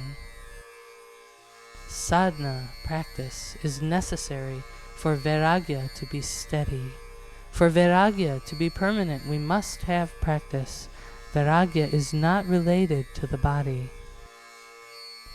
The steamer is in the sea. To the looker on, it appears to touch the seawater, but the steamer is quite different from the seawater. There is no relation between the two. So must a man be in the affairs of the world. He must not have any attachment to worldly things. Vairagya should be like fire burning a cloth. When Vairagya is highly developed, the interior Atmic splendor will be visible. A certain man is a lord of scores of money. All cannot be millionaires at the same time. It depends on their past karmas. Everyone is rewarded according to his due. There is plenty of water in the sea, but the quantity of water one fetches depends on the size of the vessel one takes to fetch water. The fruit depends upon the vasanas of one's karmas. It is because of the vasanas of former births that a man has a hankering after hearing the teachings of a sadhu. It is because of these vasanas that one feels no happiness in worldly pleasures. Those who are guided by the vasanas of former births do not require separate vasanas. Vairagya itself is the result of the vasanas of former births. For such men, it is the time to tread the path to mukti. A traveler, after being in the sun for a long time and is tired, goes for shelter to the shade of a tree on a hillside, and there forgets his fatigue. So too, those whose minds are absorbed in the search of God forget all their worldly anxieties. Just as in the shade the sun's heat is forgotten, mindness is forgotten by the absorption in God. When we are inside a house, we do not want an umbrella. We are in need of an umbrella only when we go outside the house. Just as you do not want an umbrella inside the house, so also when you are in the great house called God, you feel no necessity of worldly enjoyment. O Jiva, perform tapasya by sacrificing all your qualities, sattva, rajas, and tamas. By the disinterested path, drink the nectar every moment. Drink that nectar without doubts. When you have realized the truth, you have no fear of death. After realizing the truth, I and mine are as if they are dead.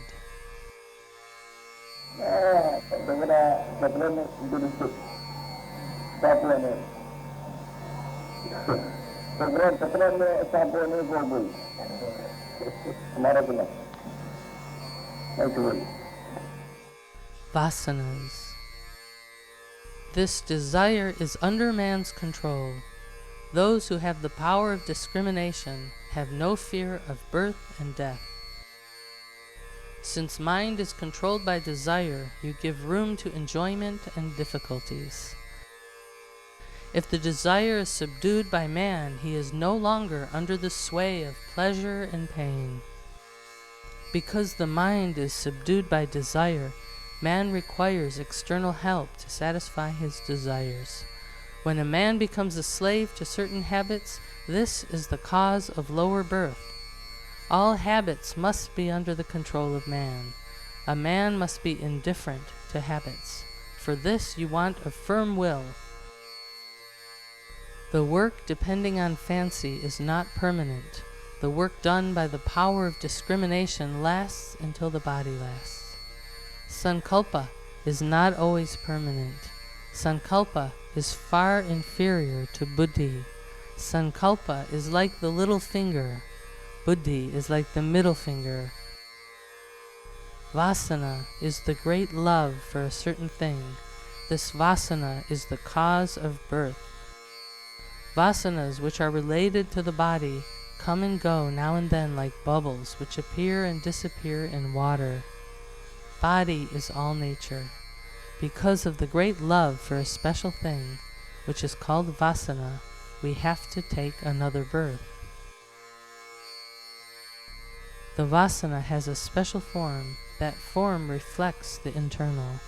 It appears in the form of a body in a special family.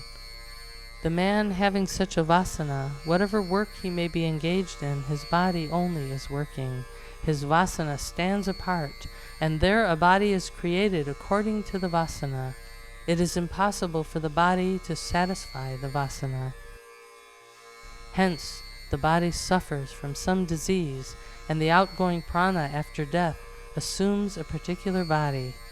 This body is gone, and a fresh body is generated. The birth is for the fulfillment of that special vasana. The birth is of the same nature as the vasana. For instance, when one is walking, can he lift up both feet at the same time from the earth? Lifting up the feet alternately, one must walk. Similarly is the vasana of former birth.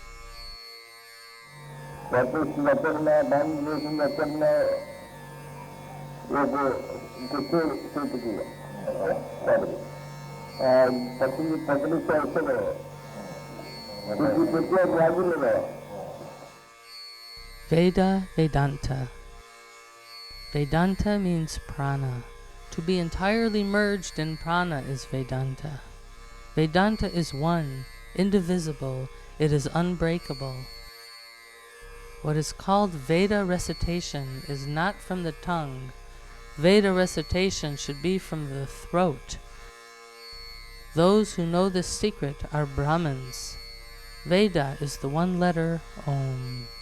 It is the fire of inspiration. Vedanta is formless and changeless, indivisible. Light is caused by Veda. What is called dharana in yoga is the real recitation of Veda. हमारे English से कौन बढ़ रहा है ऐसे बढ़ रहा है इंग्लिश से कौन बढ़ रहा है इंग्लिश में से कोई शिक्षा तब अंदर से हमारे इंग्लिश से ऐसा शुद्ध किया था ऐसा Viveka. A selfish mind is not steady. A subtle discrimination is steady. What is creation is peace. What is creation is witnesshood. What is creation is subtle discrimination. Subtle discrimination gives us health-giving contentment. Subtle discrimination is the seed of mukti. Trickery, yukti, is not superior to Shakti. Trickery is subject to Shakti. Trickery is the delusion of the mind. Shakti is from the Atman. Subtle discrimination is the real buddhi. Shakti, truly so called, is subtle discrimination. Reality is the prana in man. He is a man who thinks, ruminates rightly. This correct thinking, right discrimination, is the real goal of man. Everything is attainable by practice. By practice, everything becomes known. The power of discrimination, buddhi, is the key to self-knowledge, and that key must always be in the hand. Just as a man possessing a treasure box must be very careful about the key of the box, so also buddhi must be concentrated in the brain. Just as gold is burnished after being repeatedly put into the fire, so by repeated exercise of discrimination, the subtle should be enlightened. You must see the world in you. Our intelligence is only a means of moksha. What is called dharana is nothing but clear understanding of the subject. By this clear understanding, we come nearer to the Atman.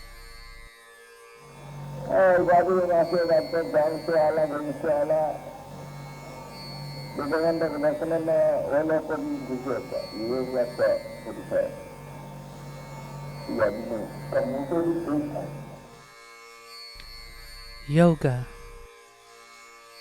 What is called Hatha Yoga is selfishness. In Hatha Yoga, a man seeks his own goodness. He seeks fame. He can stop the sunrise of tomorrow. He can create a mountain of gold. Hatha Yoga is duality. The most excellent is Raja Yoga. Gaslight has no luster before the midday sunlight. Light is of use only when it is dark. When a man is hungry, he does not consider the difference of castes.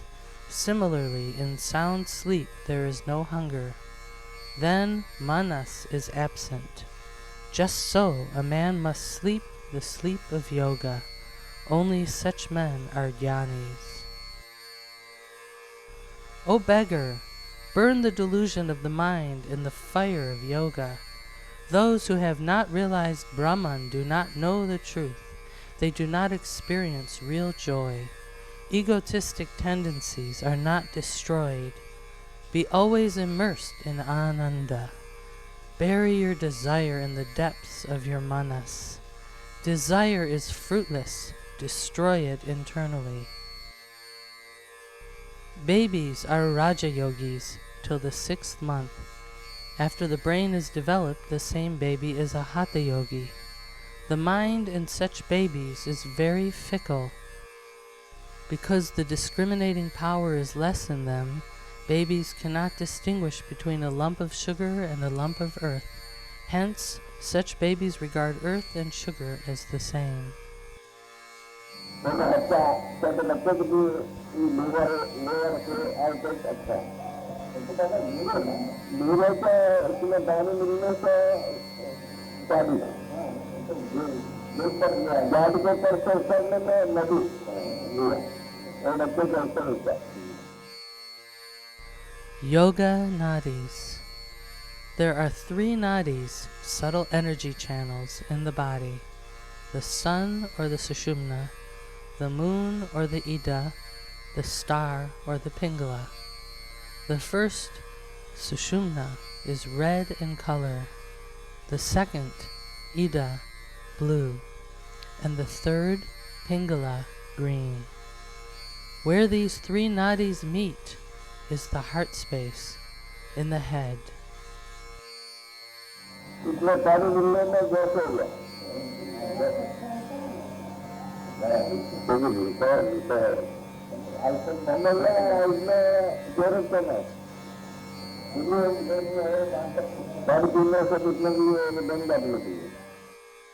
Yoga Nidra.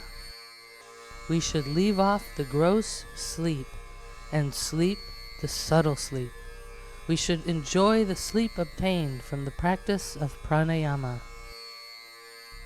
Leave the gross pleasures and enjoy the subtle pleasures. Leave off the physical sleep and enjoy the subtle sleep. Enjoy that sleep which is eternal. This sleep is enjoyed only in our subtle state. Burn to ashes the delusion of the mind. The nadi of the third eye is the seat of Jnana. In this nadi is Jnana. In this nadi is sleep, sushupti. In sleep there is no wakefulness. Enjoy this sleep. Harmonizing both prana and apana, enjoy the subtle sleep. Those who are born deaf have not the least idea of sound. They have no desires. They have subtle discrimination. Those who are always in yoga sleep have no difference between day and night, between sun and moon. To the subtle discrimination, all is one. Those who have annihilated the mind are men. Lower animals are so called because they are in a lower stage of development. Sensual life is beastly life. The upward breath is the goal of man. The same is Gayatri, accomplished. The same is yoga bliss. Those who have no subtle discrimination are not worth the name men. A man is not an animal. The gross is the body idea. The subtle is the thought of Atman. Jivatma is the gross. Paramatma is the subtle. Without the gross, the subtle cannot be realized. Without a foundation, a house cannot be erected. Thought power is what is called Shiva Shakti. The union of Jivatma and Paramatma is called Shiva Shakti. When this power is intensified, man becomes Superman. A Superman is a happy man. He is a Brahman, a knower of Brahman.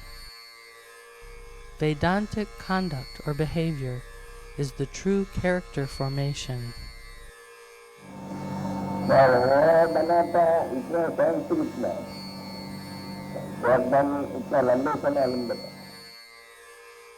Yogi. A yogi is one who thinks the whole universe to be a yogi. He should regard all as himself.